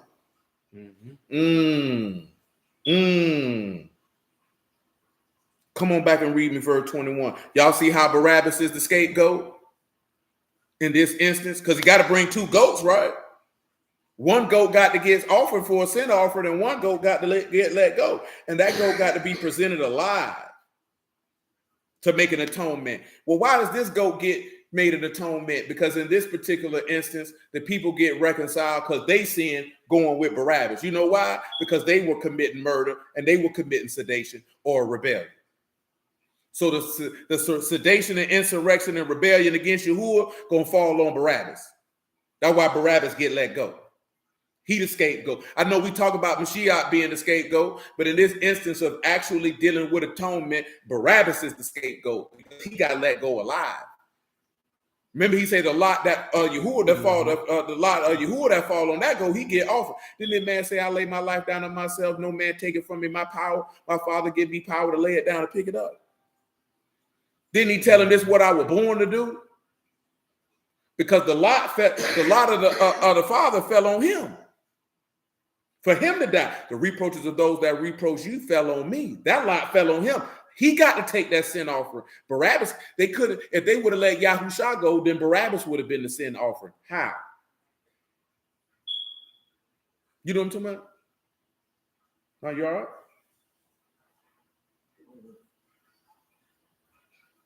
You need something? Y'all see how that works? Not a sweet smelling savor, no sir. Come on, man. Verse 21. And Aaron shall lay both his hands upon the head of the live goat and confess over him all the iniquities of the sons of Yasharah and all the transgressions and all their sins, putting them upon the head of the goat, and shall send away by the hand of a fit man into the wilderness. And that goat shall bear upon him all their iniquities unto a land not inhabited. He shall let go the goat in the wilderness. So Barabbas got to carry all the sins of the people on his head. You know what I'm talking about? He got to carry that. That's for Barabbas. Go ahead. And Aaron shall come into the tabernacle of the congregation and shall put off the linen garments which he put on when he went into the Kadash, and shall leave them there. And shall wash his flesh with water in the Kadash place and put on his garments and come forth and offer his burnt offering and a burnt offering of the people and make an atonement for himself and for the people. And the fat of the sin offering shall he burn upon the altar. And he that let go the goat for the scapegoat shall wash his clothes and bathe his flesh in water, and afterward come into the camp. And the bullock, the sin offering, and the goat, the sin offering, whose blood was brought in to make atonement. Notice that the other goat was for to make the reconciliation. Barabbas carried the sin, or in this instance, Satan carried the sin. All that death and destruction on you, because he hasn't appointed it under wrath. He appointed us under life under Yahushua HaMashiach. So you get that goat, get all the wrath. This goat make the atonement so you could be one with him. Shalom, bro. Come on. And the bullock, the sin offering, and the goat, the sin offering whose blood was brought in to make atonement in the Kadash, shall carry forth without the camp. And they shall burn in the fire their skins and their flesh and their dung. Notice that it said they got to take that goat and carry him out the camp. Yeah, you say that fit man, would that be Pilate? Back that up and tell him what that fit man is. And what verse that is, man?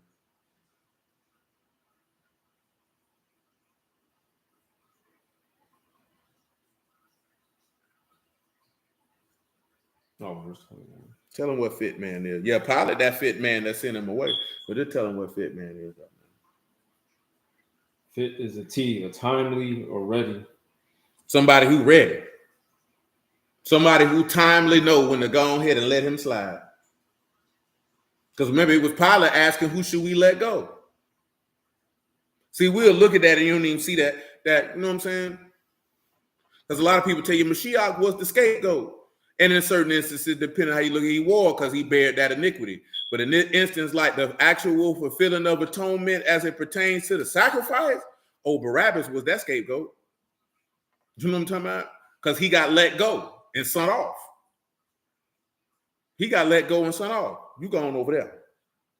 You bear all, because he literally bared the sin of the people. And what was the sin of the people? Murder and rebellion. Because what have the people done from the time that man been on the earth? Rebelled. See, the thing that what our people don't really be wanting. He say, wouldn't that also correlate to Hashatan? Yeah, indeed. That's why I mentioned that what Barabbas' name means, the son of my father, and you have of your father the devil, and the lust of your father you will do, for he was a murderer from the beginning. So yes, sir. Because his Barabbas' daddy was the devil. You know what I'm talking about? So we also looking at it as the God of this world has been cast out. Matter of fact, or has been judged. Give me John 16:7. See, Barabbas also represents Satan in that aspect, is you've been judged. You're going to carry that sin. See, the penalty of sin is going with Satan. That's why he said, if you commit sin, you are the devil. Because the very penalty that's going with Satan, if you commit sin, is coming with you. Because he didn't appoint that unto us. He appointed us unto everlasting life. He didn't appoint us to wrath. See, that wrath was to go on that live goat. You know what I'm talking about? See, that live goat, he don't get a chance to die so that he might live. See, the goat, what the lot that Yahuwah fell on for the atonement, died so that you might live. You know what I'm talking about? Come on, read that for me, man. John 16:7. After that, John 8:44. Nevertheless, I tell you the truth, it is expedient for you that I go away. For if I go not away, the Comforter will not come unto you. But if I depart, I will send him unto you. Listen. And when he has come, he will reprove the world of sin and of righteousness and of judgment.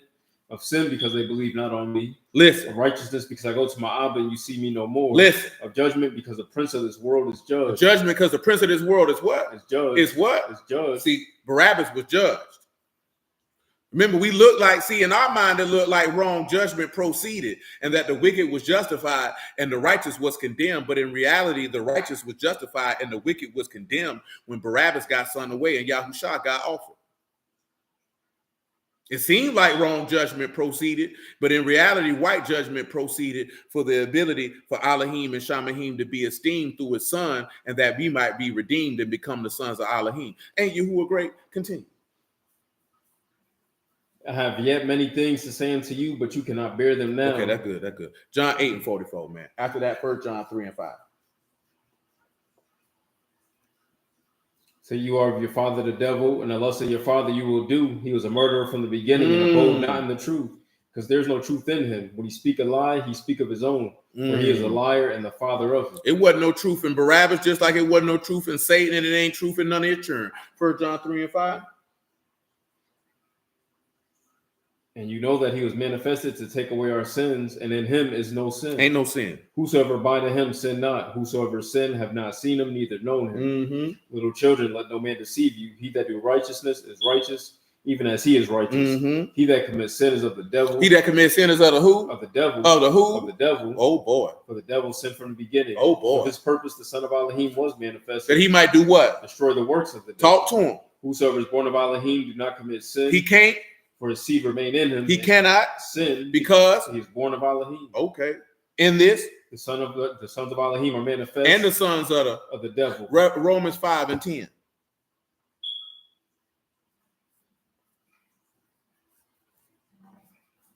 For if, when we were enemies, we were reconciled to Elohim by the death of his son, much more being reconciled, we shall be saved by his life. Praise God. And not only, but we also joy in Elohim through our Master Yahushua HaMashiach, by whom we have now received the atonement. Listen. Wherefore, as by one man sin entered into the world. I think I skipped you, but go and give me verse 7 again, man. I feel like what I wanted, I went too far and didn't hear. For scarcely for a righteous man will one die. Talk to him. Yet peradventure for a good man, some would even dare to die. Talk to him. But Elohim commend his love toward us, and that while we were yet sinners, Hamashiach died for us. Listen. Much more then, being now justified by his blood, we shall be saved from wrath through him. See how you justified by the blood of the goat to be saved by the wrath that was put on the live goat? Continue. For if when we were enemies, we were reconciled to Elohim by the death of his son, much more being reconciled, we shall be saved by his life. Listen. Not only, but we also joy in Elohim through our master Yahushua HaMashiach, by whom we have now received the atonement. We received the what? The atonement. Okay. Wherefore, as by one man sin entered into the world, and death by sin, and so death passed upon all men, for that all have sinned. For until the law. That's good. Mm-hmm. We read what we needed to read, which was verse 10. So let's come back to Leviticus 25, man. Because we talking about, so notice, right? You talking about those who've been called a bondman to be set free. You know what I'm talking about? Because that's what Jubilee is about. And it, like I said, it coincides with atonement. And since we talk about atonement and being set free on general principle, Daniel 9 and 24.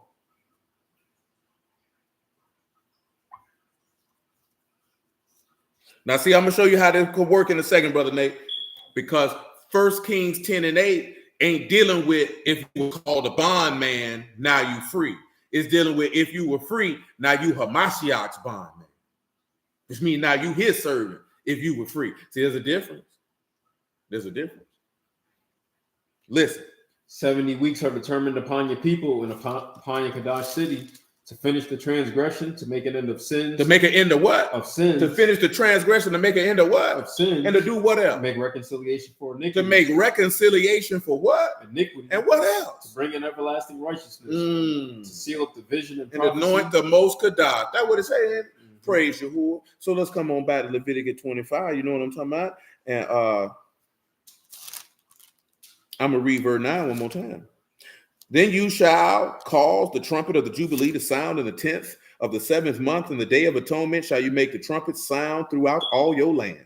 And you shall hallow the 50th year and proclaim liberty throughout the land unto all the inhabitants thereof. It shall be a jubilee unto you, and you shall return every man unto his possession, and you shall return every man unto his family.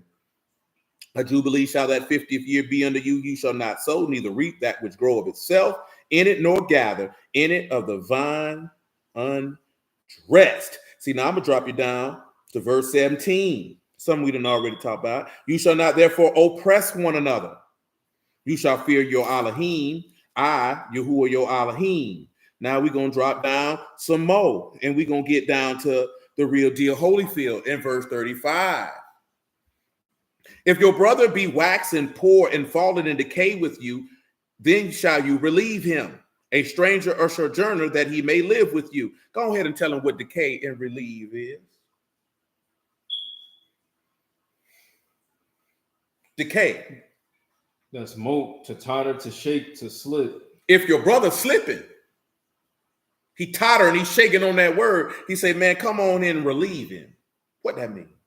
Kazak, to strengthen, You see how that go back to what we were talking about in Galatians, that you ought to bear one another's burdens, fulfilling the law of Mashiach. When they talk about the law of Mashiach, it's different from the law of Moses. It's the same. You just don't know it. But that's what the law just told you, didn't it? If your brother be weakened and he's slipping, strengthen him. Carry his burden, if you will. See, that's what Jubilee is about, to set the captives free. Since we talking about that, go ahead and give me Isaiah 61 and 1, man. After that, Zechariah 9 and 9. Let me go ahead and get this prisoner talk on the table. Say the Ruach of the Lord Elohim is upon me, because Yahuwah have anointed me to preach good tidings. Good tidings. Unto the meek. He hath sent me to bind up the brokenhearted, to proclaim liberty to the captives, and the opening of the prison to the bound, to proclaim the acceptable year of Yahuwah and the day of vengeance of our Elohim. Then you tell you going to say to set the people free? Zechariah 9 and 9, man. Yeah, see, let me tell you something, man. Our people's biggest problem has always been one common denominator that we do not care to look at, and it's sin. It's sin. Sin is the problem. Sin is why those people don't prosper. You're not prospering because of the nations. You're not prospering because you lack intellect. You're not prospering because you lack ingenuity or innovation. You have plenty ingenuity and you have plenty innovation. You're not prospering because you sin. And this man will never cause this people to prosper at the level that this people desires to prosper because you sin. That's the problem. The problem is sin. That's what the problem has always been. But see, the people who teach and preach to us, they don't tell us that the problem is sin. Because we already read, he said, man, he make man rich and poor. He take a beggar from the dunghill and send him with princes. To him to give us the ability to have wealth and all this type of stuff, bro, is nothing. I'm not about, it's a light of a matter as you spitting on the concrete. That's how light that is for him, man. That's nothing. But you sinning. Why would he bless this people and this people is laden with sin and iniquity and unbelief? Ask yourself this question. Would that make sense for you? Who would have blessed this people and this people full of sin and unbelief? Why would he do it? Why would he? And I ain't even talking about people who ain't in the word. It's people in the word sinning as if there is no consequence. This is why these people don't get blessed. You're not blessed because of the lack of. You're not blessed because you sin. James 4:1. Shalom, man. Amen, man. From whence wars and fightings among you, not hence of your lust that war in your members. The lust that war in your members. You lust and have not. You kill and desire. He said you lust and have what? And have not. You lust and have what? Not. You lust and have what? Not. Why? You kill and desire to have and cannot obtain. You kill and desire to have, amen, Sister Trent, and you cannot obtain. Listen. You fight in war, yet you have not because you ask not. Because you ask not, and you ask what? And receive not because you ask amiss. Because you ask wrong. How they asking, James? That you may consume upon your lust. This is why these people don't get nothing, because everything you ask the man for, you trying to consume it on your desires. Get him Haggai 1:3, man, on the house. The man tell us what the problem is, but you don't want to fix it his way. You want to fix it your way and put his name on it. Can't do it. I've been telling you that for a decade. Niggas still ain't listening. Then came the word of Yahuwah by Haggai the prophet, saying, time for you, O you to dwell in your sealed houses, and this house waste. He said, you dwelling in your nice house, and my house is in utter decay.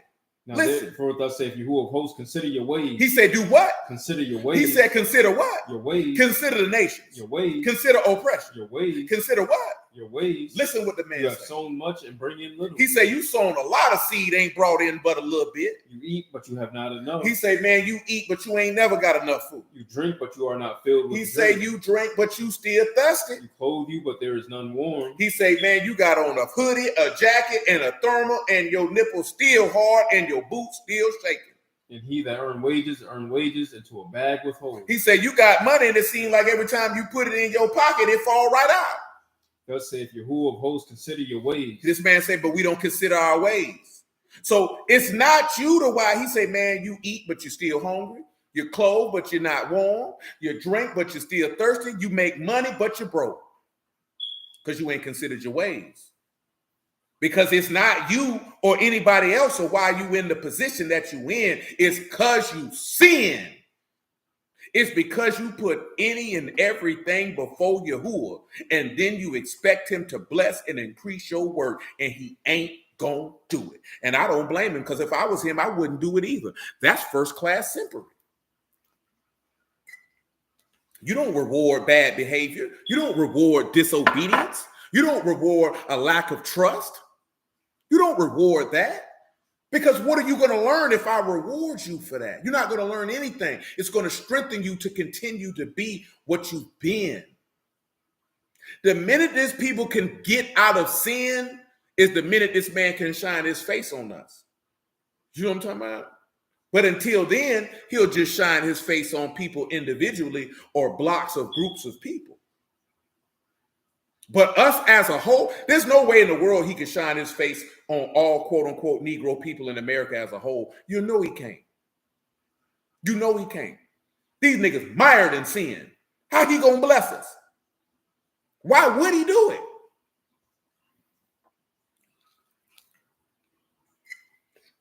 See, we don't like to look at it that way because then we have to realize what the real problem is, and we don't want to accept that sin is the problem. You know why we don't want to accept that sin is the problem? Because we ain't stopped sinning. So when you go out there to try to talk to these people, they don't take you seriously because they know you a sinner just like they a sinner. So what I'm going to listen to your goofy behind for? Why I'm going to fear God you don't fear? Why I'm going to love a God you don't love?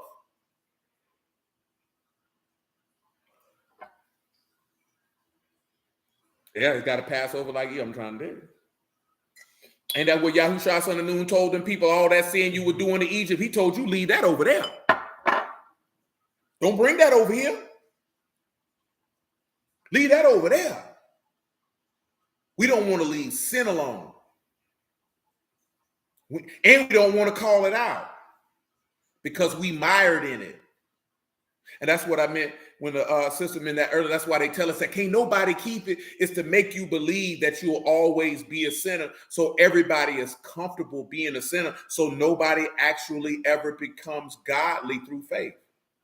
Nobody actually will be just and live according to the promise and put off the body of sins by the baptism of a Mashiach, to put off the body of sins by the circumcision made without hands, and actually be made perfect through the Son of the living God. That's really a hindrance to the destruction of the people. See, they make you believe, oh, it's a work-based out. They making you believe all this stuff, and it's not allowing you to become perfect like the man intended.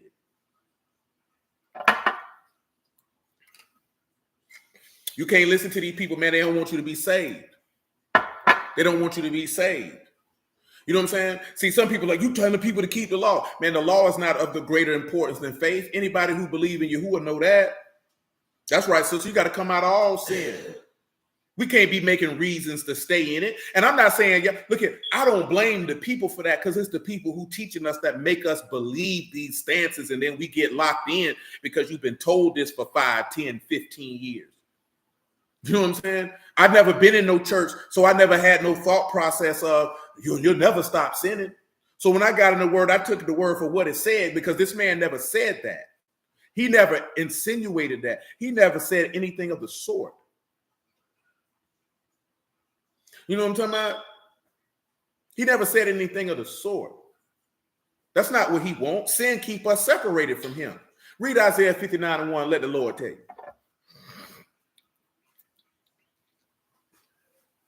Behold, Yahuwah's hand is not shortened that it cannot save, neither his ear heavy that it cannot hear.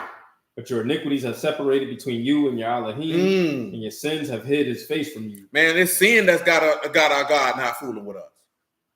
But ain't nobody telling us this. Don't nobody want to tell us this. They want us to feel comfortable. And we just read it for John. He said, if you commit sin, you are the devil. How are we going to be a God and sin? When the book say we are the devil and people are allowing us to believe that that's okay. I'm trying to cause you to think and assess the mindset that we have allowed people to teach us to possess. You can agree with it. You may not agree with it, but you got to agree with that word though. And when I say agree with that word, I'm not talking about agree with what it say. I'm talking about your life got to agree with it. Because it's not about matter, because it doesn't even matter if you agree with it or not. Yahuwah has stated what it is and what it ain't going to be. And if you don't line up with it, you going to hell. We just read in Daniel, he said he came to make a finish the sins. Isn't that what it said? To finish the transgression and make it end the sins. That man, that's what lined up with that 1 John 3:5. That man came to take away sin. That man came to destroy the works of the devil. He came to set you free if you was a bondman so you could be the Lord's free man. You know what I'm talking about? See, we went through all that just for you to see what that 1 Corinthians 7 talking about. If you were called being a servant, if you were called being a sinner, now this man done set you free. You know what I'm talking about? Now this man done set you free. That's why I say why you want to get entangled back into bondage. Oh, see, the law got you in bondage. It's not the law that got you in bondage. How can the law have you in bondage? How can not being a sissy got you in bondage unless you want to be a sissy? How is not being an idolater got you in bondage unless you want to worship other gods? How is not being a sexual deviant? How is not being a false witness got you in bondage? You see how that don't make no sense? It's sin is what got you in bondage. Because you in bondage to death.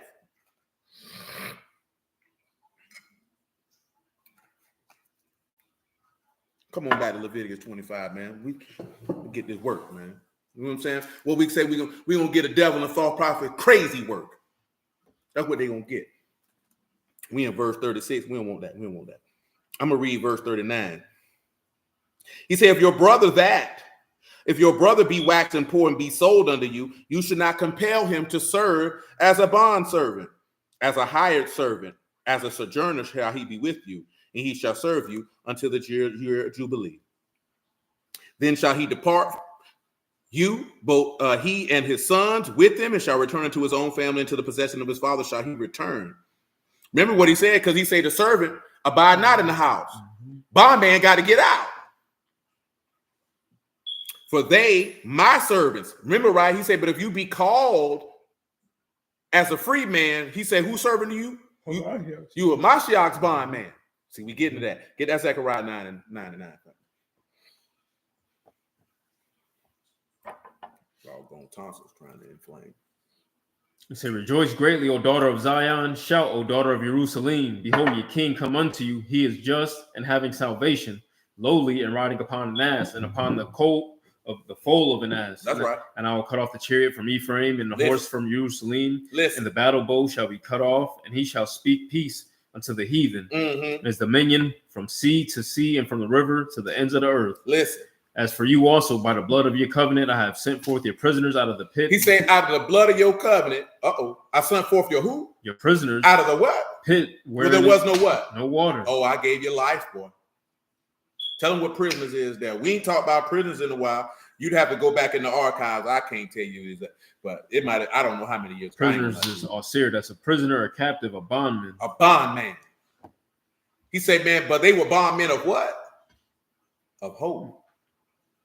Woo! What word hope will they use for hope right there, man? That is tikvah. Expectation. Cord. See that, man? We supposed to be bondmen. We supposed to be slaves to an expectation of reward from God. He said, you prisoners of hope, I sent you forth. I brought you out of the grave where there was no water. I brought you back to life, baby. See, I came to preach to the spirits in prison, baby. That's why when I resurrected from the dead, many body of the Kadeshim rose with me, baby. Because I came forth to set the prisoners of hope free from the pit where there was no water. See, praise be to Yahuwah, man. See, these dudes don't really believe the word for real. See, when we look at, some people hear this, you're like, oh, these niggas think they know a whole bunch of stuff. And that's what you take from that. That's a personal problem. What this does is give us understanding and strengthen our resolve to continue in the pathway of life, that we might receive a full reward, because we know the testimony of the Father through the Son is true, as we talked about on Wednesday.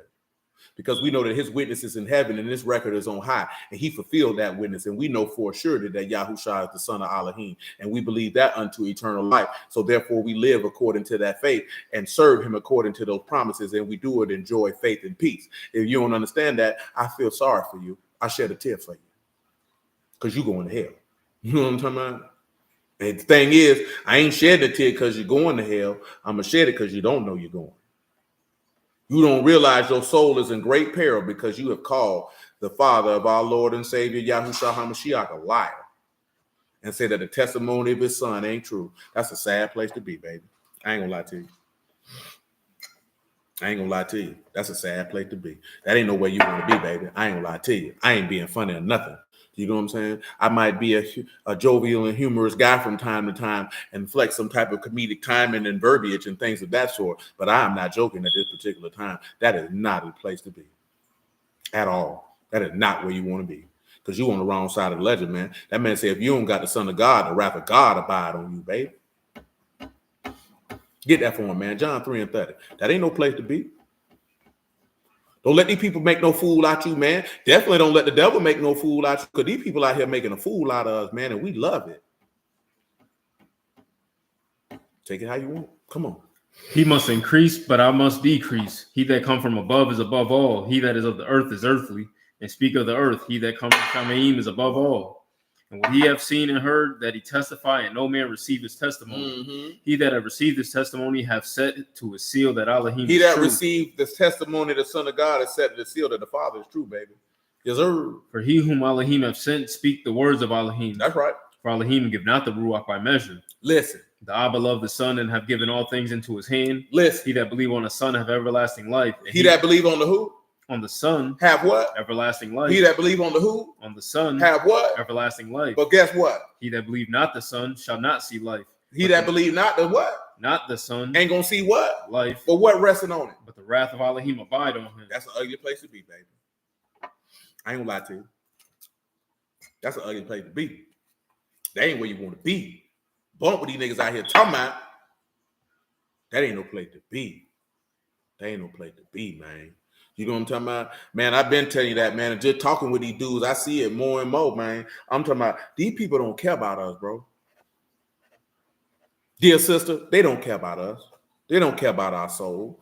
Some of these brothers know, just talking to some of these dudes who seem so knowledgeable, but like, y'all not talking about nothing that benefit the people as a whole. And when I say that they don't care about us, I'm talking about people who don't call themselves theologians and Bible scholars and all this whole other extra stuff, man. These people don't care about us, man. When you read in Hebrews, it said Moses chose rather to suffer affliction with the children of God than enjoy the pleasures of sin for a season. Man, these boys don't want to come out here and walk amongst us, man. I'm talking about you ain't got to be in the slums and the ghettos and the hoods, man. These people don't even want to walk near us, man. They don't want to walk elbow with us, man. They don't want to sit down and bring life to a still picture, man, and show the gift of salvation to us, man. They want to talk about how destroyed we is and this, that, there, and the third, but they don't really want to come around here and fool with you. They don't really want to heal themselves so they could possibly heal you with the same word that healed them. I'm telling you, man, I'm listening to these niggas. I'm watching these niggas, man. These niggas don't care about us, bro. When I'm talking about, man, if a person don't care about your soul, they don't care about you. I don't care if they feed you. I don't care if they clothe you. If they don't care where your eternal soul rests, they don't care about you. They don't love you because they don't love themselves. So there's no way they're going to love you because they don't love God. They don't love Elohim. They don't love Abba. They don't love Yahushua. How he gonna love you? How? See, look here, right? A lot of niggas, man, when you be in jail, man, depending on how much time they got, a lot of dudes don't want to see you go home because they not going home. Then you got some dudes, they be happy when people be free, even if they know they ain't got a release date coming because they know you got an opportunity to get it right and not return. Well, it ain't no different with the word the Lord said. Get in Matthew 23 and 13, man. Let the Lord tell it to you. I ain't got to tell it to you. Well, woe unto you, scribes and Pharisees, hypocrites, for you shut up the Malkuth of Shamaim against men. You shut up the what? The Malkuth of Elohim of Shamaim against men. What else? For you neither go in, neither you suffer you them that are entering that to go in. You ain't getting in, and you trying to stop people from getting in. Woe unto you, scribes and Pharisees, hypocrites, for you devour widows' houses for a pretense, make long prayer. Long prayer. Therefore you shall receive the greater damnation. Greater. Woe unto you, scribes and Pharisees, hypocrites, for you compass sea and land to make one proselyte. And when he's made, you make him twofold more the child of hell than yourselves. You're looking for a new convert every day, and they twice as evil as you. That's what he's saying. He talking about the people who teaching the word, man. This is who he talking about. You think that ain't going on right now? You think that ain't going on right now?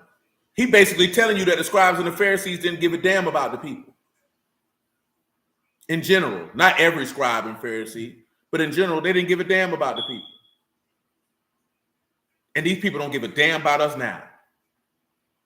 Like I told the dude, man, you don't preach to the people what you want to preach them. You preach to them what will set them free.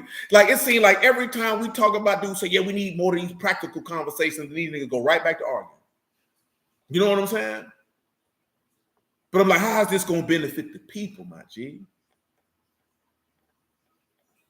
And that's why I tell you, y'all boys ain't been it. Y'all don't care. They don't care about us, man.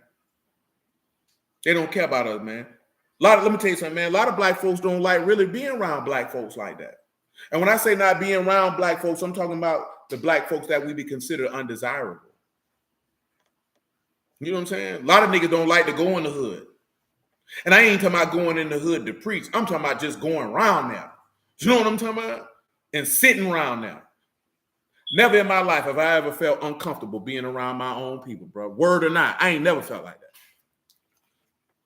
Does that mean I'm not cognizant evil around me and what people got going on? Of course. I know where I'm at. I know how these dudes move. You know what I'm talking about? We ain't no fool. But you just talking about, oh, I ain't finna be around here. These niggas shooting. I don't care what they doing. You know what I'm talking about? I'm not, the minute that I don't feel comfortable around people who look like me, I got a problem. That's just my personal perspective. You don't have to agree with it. I'm speaking for me. You understand?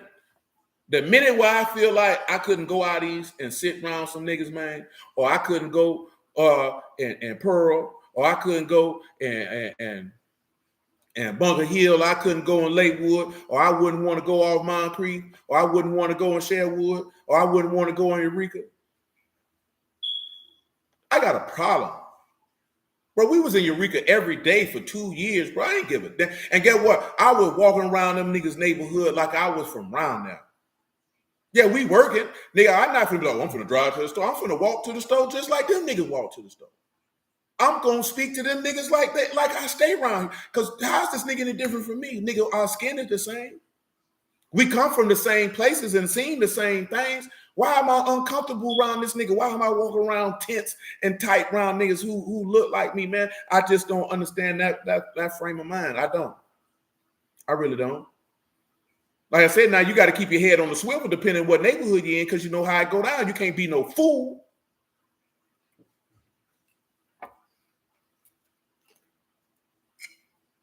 And these boys don't care about us, man. You know what I'm saying? They don't really care. Most people just trying to gravitate more people to get more followers, man. I ain't talking about no Instagram followers either. That's what most people about. Most people are not trying to affect the change that's going to lead to everlasting life. That's not most people's concern. And you got to ask yourself, why is that the case? And you got to ask yourself, myself included, whoever you hearing the word from, you need to ascertain that these people have a genuine concern that you deliver your soul. That doesn't mean that, number one, also, anybody you hear the word from, you should be able in some shape, form, or fashion to be able to contact them directly. If you seek to contact that person directly and you got to go through a whole bunch of red tape and jump over hoops and go through hoops and all that type of stuff, that nigga sour. I ain't lie to you. Anybody who you consistently hear the word from, you should be able, if you was like, hey, brother, I need to talk to you, there should not be a whole bunch of red tape and things you got to go through to be able to get in contact with that man. You know what I'm saying? It shouldn't. It should nobody have to gatekeep for that conversation. You should be able to access him pretty easily. Number two, you should be listening to the voice of the shepherd. Really, that's number one. You should be listening to the voice of the shepherd of no matter who you're listening to.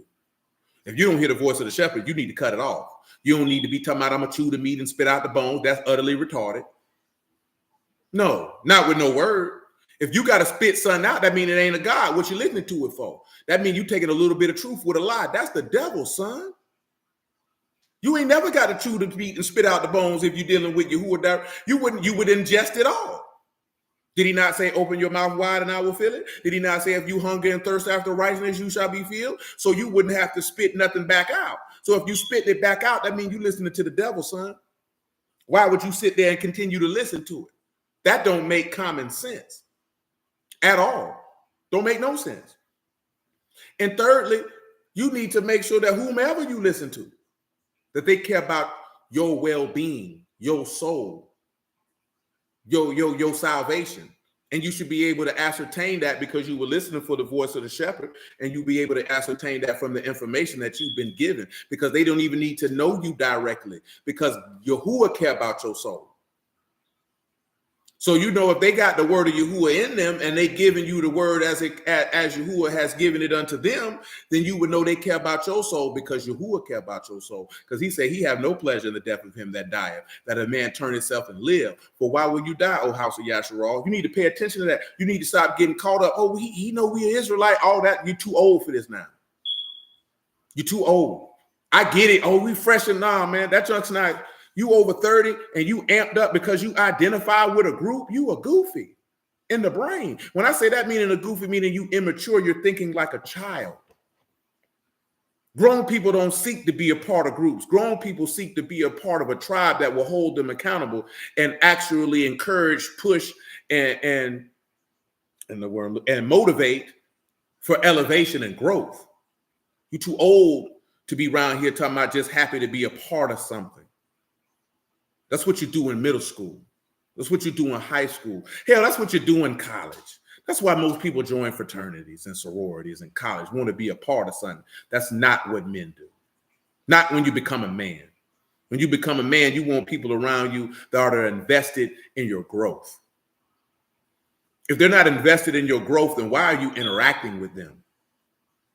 On an intimate level, it doesn't make sense. Why, if you're not invested in your growth, why are you receiving instruction from them? It don't even have to be the word. Why are you constantly congregating and interacting with people who are not invested in your growth? That makes no sense. I'm talking about when you become a man. When you become a child, I understand. Didn't Paul say, when I was a child, I thought as a child, I spake as a child. When I became a man, I put childish things away. Want to be down as childish. Men don't do that. That's not what men do. Not at all. Where we at? Let me finish this, man, because we ain't gonna get to everything. I do want to read this 1 Kings 10 before we slide. Matter of fact, because it's almost 11 o'clock, I ain't gonna finish my whole point. Just read 1 Kings 10 and let's go over 1 Kings 10, man. We gonna finish y'all willing, the bond man to the free man. But see, this 1 Kings 10 and 8 gonna deal with the free man to the bond man. You know what I'm talking about? And praise you, Nate, that you mentioned that, man, because I ain't looked at that verse in a long time. And that one there, that one right there, that one there hit different. Ain't that what that boy say? That hit different. Give me, just start at verse 1, man. And when the queen of Sheba heard the fame of Solomon concerning the name of Yahuwah, she came to prove him with hard questions. Mm-hmm. She came to Jerusalem with a very great Notice it said that she said the fame, proven with hard test the spirit to see if it be a god or not. That's what she was coming to do. Come on. She came to Jerusalem with a very great train, with camels that bear spices and very much gold and precious stones. And when she was come to Solomon, she communed with him of all that was in her heart. Mm-hmm. And Solomon told her all her questions. There was not anything hid from the king, which he told her not. And when the queen of Sheba had seen all Solomon's wisdom in the house that he had built, and the meat of his table, and the sitting of his servants, and the attendance of his ministers, and their apparel, and his cupbearers, and his ascent by which he went up unto the house of Yahuwah, there was no more ruach. She was just about as if she was dead. She said to the king, it was a true report that I heard in my own land of your acts and of your wisdom. Howbeit, I believed not the words until I came, and my eyes had seen. And behold, the half was not told me. Your wisdom and prosperity exceed the fame. See how that go with that John 4? He said, we heard what you said, but we heard him for ourselves, and now we believe it. Come on. Happy. Your men happy. These your servants. Which do what? Stand continually before you. And hear what? Your wisdom. Blessed. Be Yahuwah your Elohim, which delighted in you, set you on the throne of Yasharal. Because Yahuwah love Yasharal forever. Therefore made he you king to be judgment and justice. I didn't want y'all to think on verse 8, man, because y'all willing, we're going to come back to it tomorrow about those who his bondmen. And what that means to be made free according to that law. Amen, sister. Yeah, we got to have spiritual growth and maturity. And we need to have natural growth and maturity. Because whether we realize it or not, they go hand in hand. Depending on the area. You know what I'm saying? But just consider that, man. Hallelujah for Yahushua, man. Baruch Abba and Shamahim in the name of Yahushua, man. I appreciate y'all time this evening. Prayerfully, y'all understood all these things. I didn't want y'all to sit and think on verse 8, man, of 1 Kings chapter 10. We pretty much established law-wise. Amen, Brother Morgan, man. You be safe out here too, bro. We pretty much looked at how if you're called being a servant, you're the Lord's free man. But now we want to, y'all willing, we're going to look tomorrow and we possibly be able to slide the other guy head in. It's Romans 1 and Acts 17 as it pertains to that. Yes, sir. Yes, sir. So no doubt. So as it pertains to that, so we got to look at that out of the law. And we've touched on elements of it. You know what I'm talking about?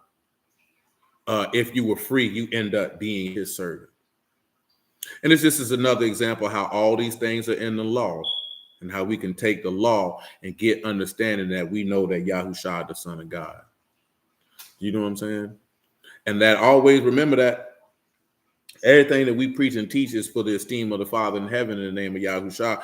And then whatever y'all take and actually hold fast to in your heart, you show proof that Yahuwah is Elohim. You show proof that Yahushua is the Son of God. See, it's not going to be like, oh yeah, my pastor is this, that, and the third. No. That's not that. We don't need to be doing none of that. We don't need to be doing none of that. All the esteem and praise need to go back to Yahuwah, because all that means is that we are proving that the word is true. See, if you get to the point where I was once, shalom, Brother Eric, man, I was once like this here, but now I have received the word, and now I am producing the kadoshness, the holiness, the righteousness, the peace, the joy, the long suffering. We're proving that Yahuwah is God. We're proving that there is a God in heaven. We are proving that Yahushua sit at his right hand. We're proving that he died and rose again from the dead. We are proving that there is a day of restitution, and he shall return and gather his saints and rain down fire, wrath, and his sword on the wicked. We're proving that the word is true. That's why you don't got to be out here arguing with nobody. You ain't got to prove nothing to nobody. All you got to do is just show forth the manifestation of righteousness contained in Yahushua HaMashiach and the way that you live and operate, and you will prove to them that Abba and Shamahim is the living Elohim and Yahushua is our Savior. That's all you got to do. You ain't got to give me no props because I ain't nobody. You know what I'm talking about? And I've been telling you that the whole time. I ain't just saying that right now because I'm telling you this because that's the reality of the situation. The reality of the situation is my soul got to be saved just like your soul got to be saved. That I got to keep myself under subjection, like as Paul put it, lest I be a castaway. So there's no room for, that's why he said there's no room for esteeming. That's why he say, let him that esteem, let him esteem in this, that he understand and know me. That I exercise loving kindness, righteousness, and judgment in the earth. These are the things that I take pleasure in. That's what we have to realize. You got to take esteem in that. That's why I tell you, I said a couple of weeks ago, dude say, are you an Israelite? I say, what do you mean by that? And he got offended. Bro, I'm not on that. Are you a Christian? Are you a Hebrew Israelite? I ain't got time for that. I've been in this game too long. I don't play them type of games no more. You know what I'm saying? I ain't really playing before. Because somebody telling me they a Christian, I never had no thoughts in my mind, oh, he got to believe this. I told you this plenty of times. I ain't never walked up to a broom and be like, what camp you with? I ain't never asked nobody that. Other than just genuinely asking, you fellowship with somebody, bro, who you fellowship with? It's fourth is if I'm meeting them, but I'm talking about not only, I'm talking about in person. You know what I'm saying? Like, yeah, well, y'all, brother, you know what I'm talking about? Because we might come holler at you. That's what I'm asking that for. I don't care about what your doctrine is, bro. Not when I'm first meeting you. Why? That don't even run across my mind. I don't even run across my mind, man. I ain't gonna lie to you. It don't. It don't. It don't. Yes. Come on, man.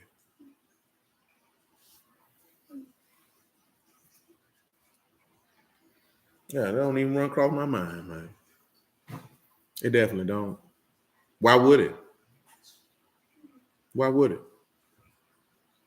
The only thing we need to be concerned with, man, is proving that Yahuwah is Elohim.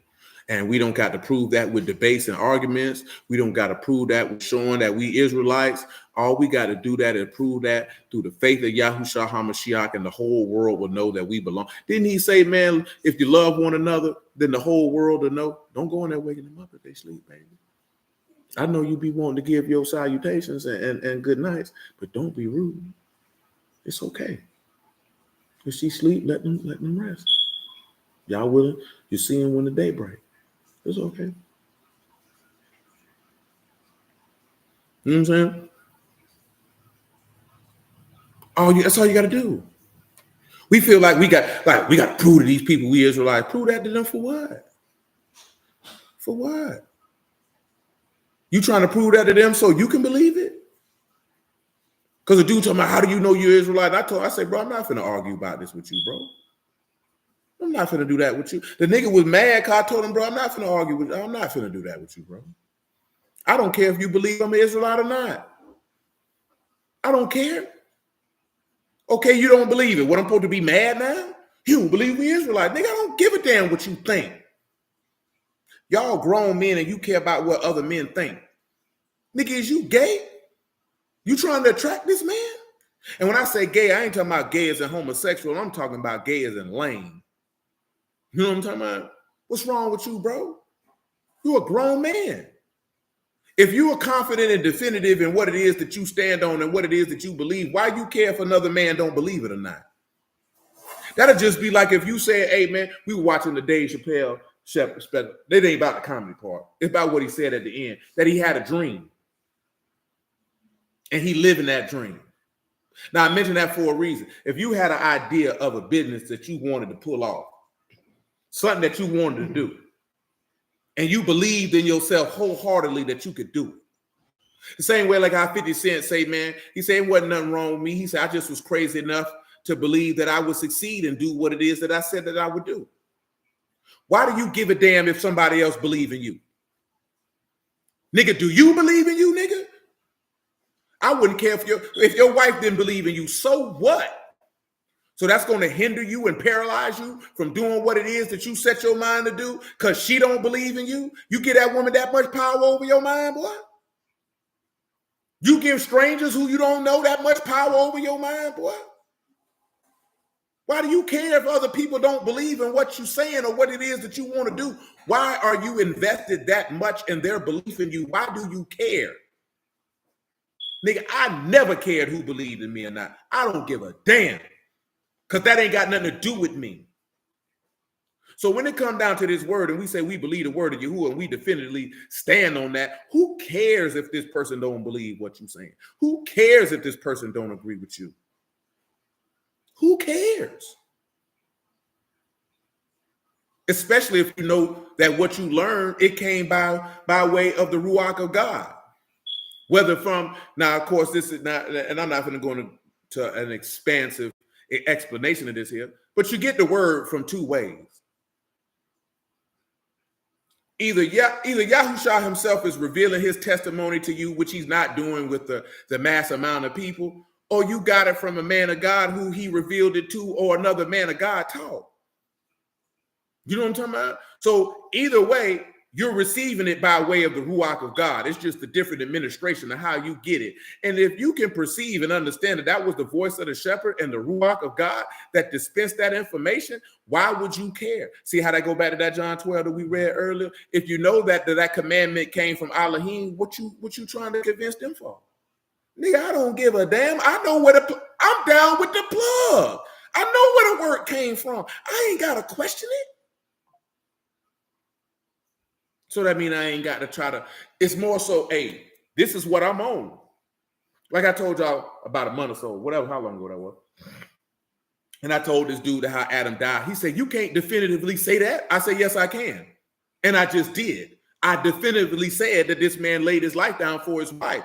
You can't say that. Nigga, I just did. What are you talking about? I'm a grown man. If I can't definitively say it, then I wouldn't have even said it. If you can't definitively make a stance on something, then you don't even speak. That man said, I believe, therefore I have spoken. I believe, that's why I'm talking. And if I believe, that means I definitively stand on everything that I said. Because I believe God. You understand? You got people that go back and forth. He say God and Lord, and you still sin. So what's the difference, nigga? Them pagan God, peg these nuts. Because when you go see, get the Exodus 23 and 13, because this is what these people like to use, man. Look at, I'm teetering closer every day to being more and more disrespectful. I'm trying to remain professional. These niggas make it hard, though. I ain't gonna lie to you. I need the strength of God on that one there, because I want to start being disrespectful. I'm talking about, and even way more disrespectful than Elijah was. Read that for me. Saying, in all that I have said unto you, be circumspect, and make no mention of the name of other gods, neither let it be heard out of your mouth. Listen, look at what he say when he say, make no mention. Listen what that say.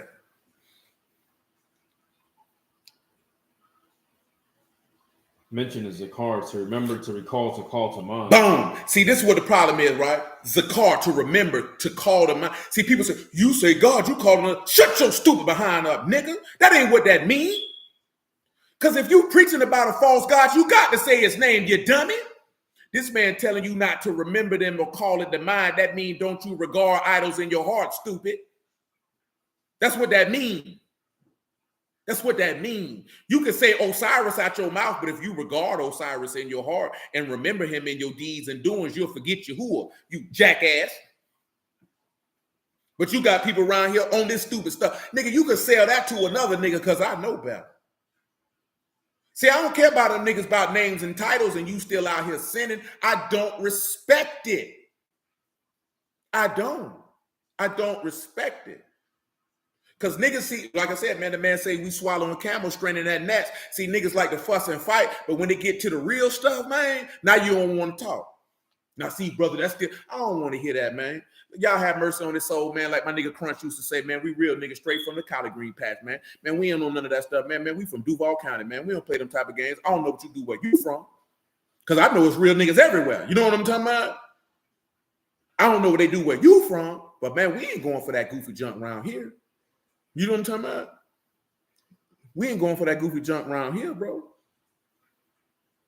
Yeah, man, we ain't, not where I'm from. I wasn't raised that way, man. I'm not gonna do it. You know what I'm saying? We got love for real men everywhere. When I say real men, I'm talking about authentically them. We got love for the real everywhere, man. We ain't got no love for fakes, cowards, and liars, man. May you die a slow death. Straight like that. We ain't got no love for fakes, phonies, liars, cowards, and thieves, man. You know what I'm talking about? We ain't got no love for niggas like that. I don't care if you know you a brew or not. I don't care if you've been in the word 22 years, 15 years, nigga 7 years, nigga 6 months. We ain't got no love for the fake, the flaw, and the phony, man, the hypocrites and the liars and the cowards and the thieves. We don't respect you at all. Because guess what? I ain't respect niggas like that before I was in the word. So why would I get in the word and respect that which is derogatory and demeaning to true masculinity and godliness? Why would I do that? Yeah, man. Sell it to another nigga. You know what I'm talking about? Put another address on that letter and mail it to somebody else. You know what I mean? Now, we're not on that, my G. And when I say that, meaning like I say, man, I respect brothers say, hey, man, I'm dealing with this. I'm struggling because at least you're keeping it a buck and being honest with yourself and who you are. You can't ask no more from a man than to be 100 with who you are. If this is who you are, this is who you are. If this is what you're dealing with, this is what you're fighting with. But at least you're a man about it. That can be respected. You know what I'm saying? That walking around here trying to act like you this, that, there, and the third, and nigga, you really is rotten as a bad apple, nigga. An apple that look good on the outside, but when you bite that hole, that nigga mushy and brown. You like, damn, I thought I was going to get a nice crisp apple with some good vitamins and fiber. I throw this whole down, nigga. Y'all know how angry you be when you grab an apple and that nigga rotted on the inside. You disgusted. And you ain't just disgusted that the apple was rotten. You were disgusted because the apple fooled you, because you was looking for a good apple. Ain't that what he said? These evil figs. Figs so bad, I got to throw them away. We don't want to go out like that, baby. We don't want to go out like that, baby. This man done gave us a better way, man. You know what I'm talking about? Just know that you're blessed. You blessed because the man gave you truth, man. Look at right. That nigga Cat Williams said something real. Sometimes even a sinner can give you say something real. That boy say, boy, Satan can't bless nobody because he can't create nothing. How long I've been telling y'all, you talking about these people cloning people, man? Satan can't create life, nigga. Come on, man. You around here talking about these white folks cloning people, man. You talking about man, God the only one give life, boy. Man, Satan ain't got that kind of power, man. We just be giving the power of Yahuwah away. Nah, bro. We might have to do the Acts 17 Godhead one just because I said that before doing Romans. Really, Acts 17 and Romans 1 is one and the same. You know what I'm talking about? But nevertheless, man, Satan ain't got no kind of power like you think, man. Man, he say he destroyed him to have power over death. Satan had power over death. He ain't even got power over that no more. Come on now. Come on now. Talk to me. We got to stop listening to these goofy niggas, man. We got to stop listening to these goofy niggas, man. Man, they selling us some bad dope, boy. You thought you would get some hydroponics. That nigga sold you bunk weed. That nigga sold you weed. Niggas put cocaine on and crack on the smoke. You know what I'm talking about? You thought you were buying some pure Colombian cocaine. That nigga sold you Comet. You know what I'm talking about? That boy slid you some Comet, nigga. Nigga, your whole nose finna bleed, boy. That nigga sold you some wad, boy. You thought you had some dope. That nigga sold you some doggone some bread with some Orajel on it, nigga. I know y'all like, I don't know what the hell that nigga talking about. But yeah, that's stuff people used to do in the street, man. That boy said that Reggie Bush when he was about to reverse field. You know what I'm saying? They giving you bad work, man. You done wasted your money. Don't waste your money, baby. But again, man, I bless y'all the house of Elohim in the name of Yahushua, man. I love y'all. I appreciate y'all, man. Y'all keep on standing, man. You know what I'm talking about? Keep on growing in the Lord, man. Let your faith increase more and more day by day, man. Continually purge yourself and mortify your members, man, till you become a perfect man in the faith, man. Thoroughly furnished unto all good works to receiving of the Ruach HaKodesh to the esteem of Abba and Shamahim through your faith in Yahushua HaMashiach, man. Y'all just keep on pushing, man. And bump these weird old niggas out here, man. Amen, Brother Smoke. You know what I'm talking about? Save your soul, man. Bump these people out here. Bump them, screw them. That's what my granddaddy used to say. You know what I'm talking about? He said, my granddaddy told me if they don't like you, screw them. Screw them. Straight up, he ain't cursed. You know what I'm saying? That's exactly what he told me. I'm a 5-year-old boy. Sitting in the back seat. You know what I'm talking about? In the Ford. He like this here. If they don't like you, screw them. Screw them. That's why I ain't never cared about being down. That man put that in my brain every day. Stop worrying about it. People like you, man. Screw them. Do you like you? That's what you got to ask yourself, man. That's right there. Do you like you? And then you got to look at this here, right? Like I told you before, we blessed. This man doesn't allow us to receive understanding. That means Yahuwah like you. So why you care if anybody else don't? If the Father of all spirits and the giver and sustainer of life, the Redeemer and the Savior like you, why would you give a damn who don't? You know what I'm talking about? I'm talking about real nigga activity. Why would you give a damn who don't if God like you, baby? If Yahushua like you. Because Yahushua got to like you to give you the information so you can get to the Father, because you can't get to the Father but by him. So why you care who don't like you and the Lord like you, baby? Think about that. Why you trying to impress people God don't like?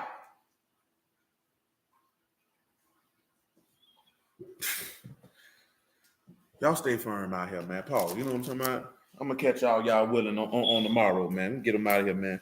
I'm trying to let my immune system take down this inflammation in this left tonsil. You know what I'm talking about? I don't never get inflammation in both tonsils. There's always just one. Mad weird. You know what I'm saying? Y'all willing, man. Till tomorrow. Shalom's head, man. Clubhouse, y'all ain't got nothing. Shalom, neighbor.